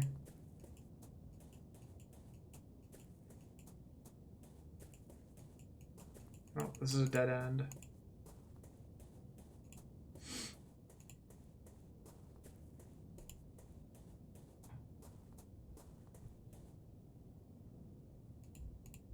All right, let us go this way.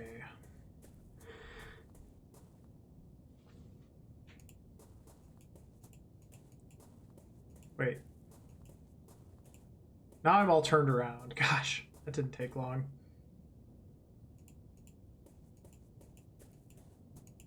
I have a feeling this is where I came in.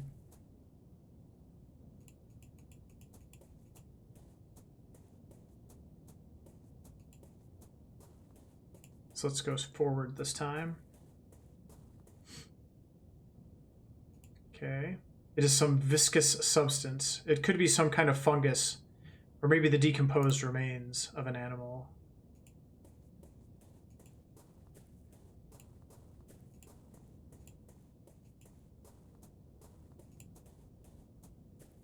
The fungus among us. There's a wide pit in the middle of the chamber. It descends deep into the dark. I think I hear the sound of the sea far below.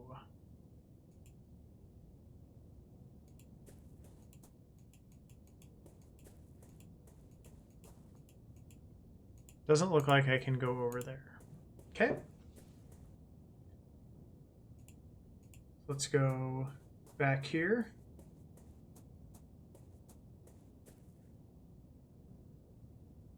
Ah, what is that?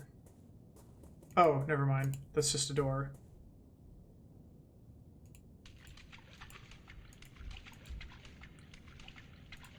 This one's wet.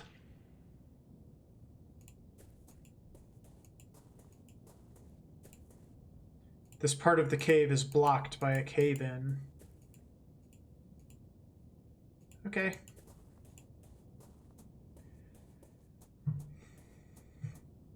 Guess we're still exploring here.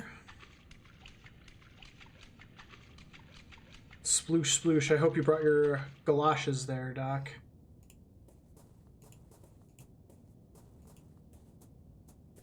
Oh, I was already here.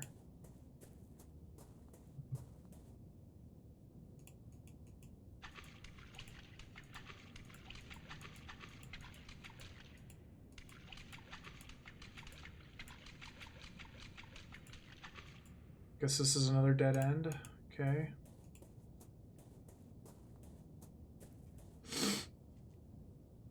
Here's this again.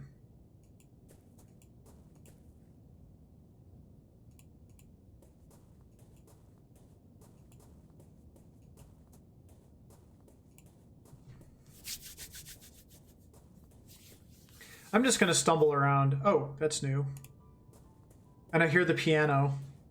You hear the piano, chat? These are human remains, and the flesh is gone, but the bones look undisturbed. How long have they lain here? Why on earth did Professor Wright not alert the authorities? I must press on. What possible research could have led to this?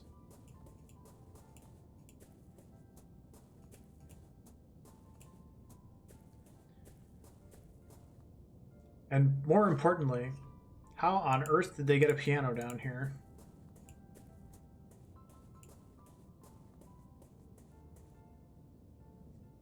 All these passages look the same.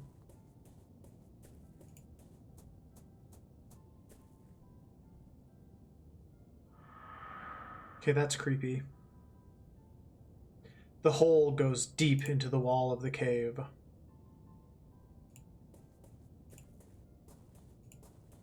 Creepy hole. Okay, nothing else in here.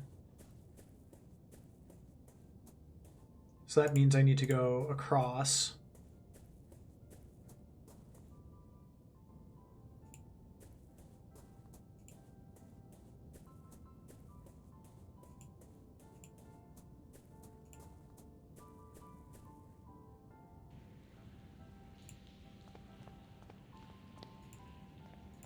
This is different. Oh!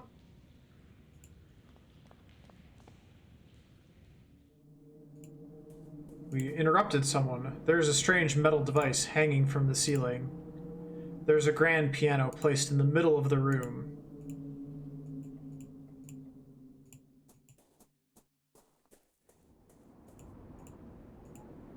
Isn't it grand?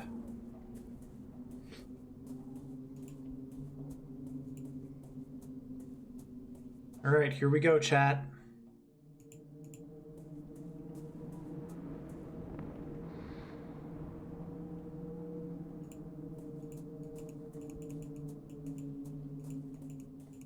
Do I have an option other than going into the scary door? Guess we're going into the scary door. Guess it's another maze. So I went up and then right. There's another horn.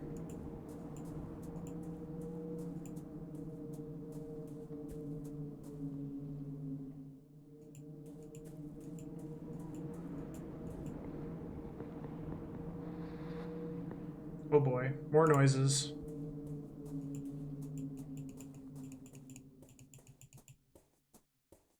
Oh, I guess it's coming from in here.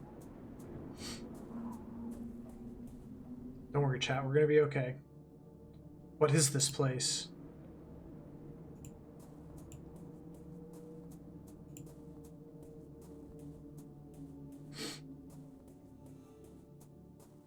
A strange machine. It does not seem to be working anymore.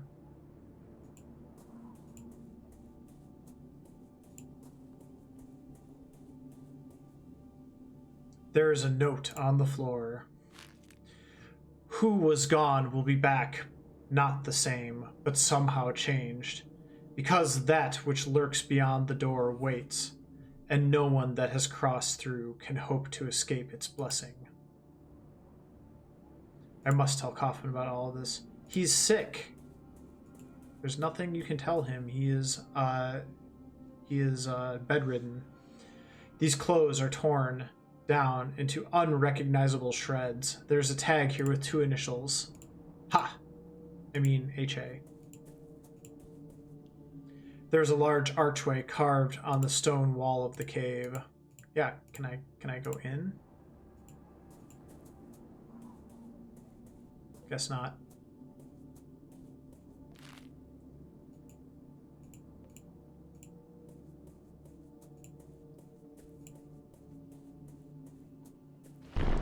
Oh boy. What was that?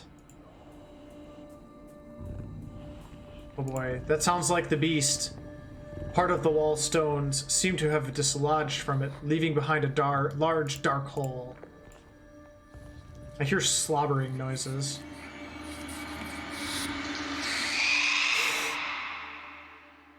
Okay. I don't know what that was, but that was terrifying. It looked like some sort of amalgamation of body parts. The adventure continues in episode 3. All right, chat. I think 2 is going to be enough for me today. That was a lot of good spoops, and I had a lot of fun with that. So I think we are going to go ahead and call that a stream for the day. A little bit on the short end. I actually have something else I want to keep working on, but I'm going to go ahead and do it offline today. And I need to get ready for the big stream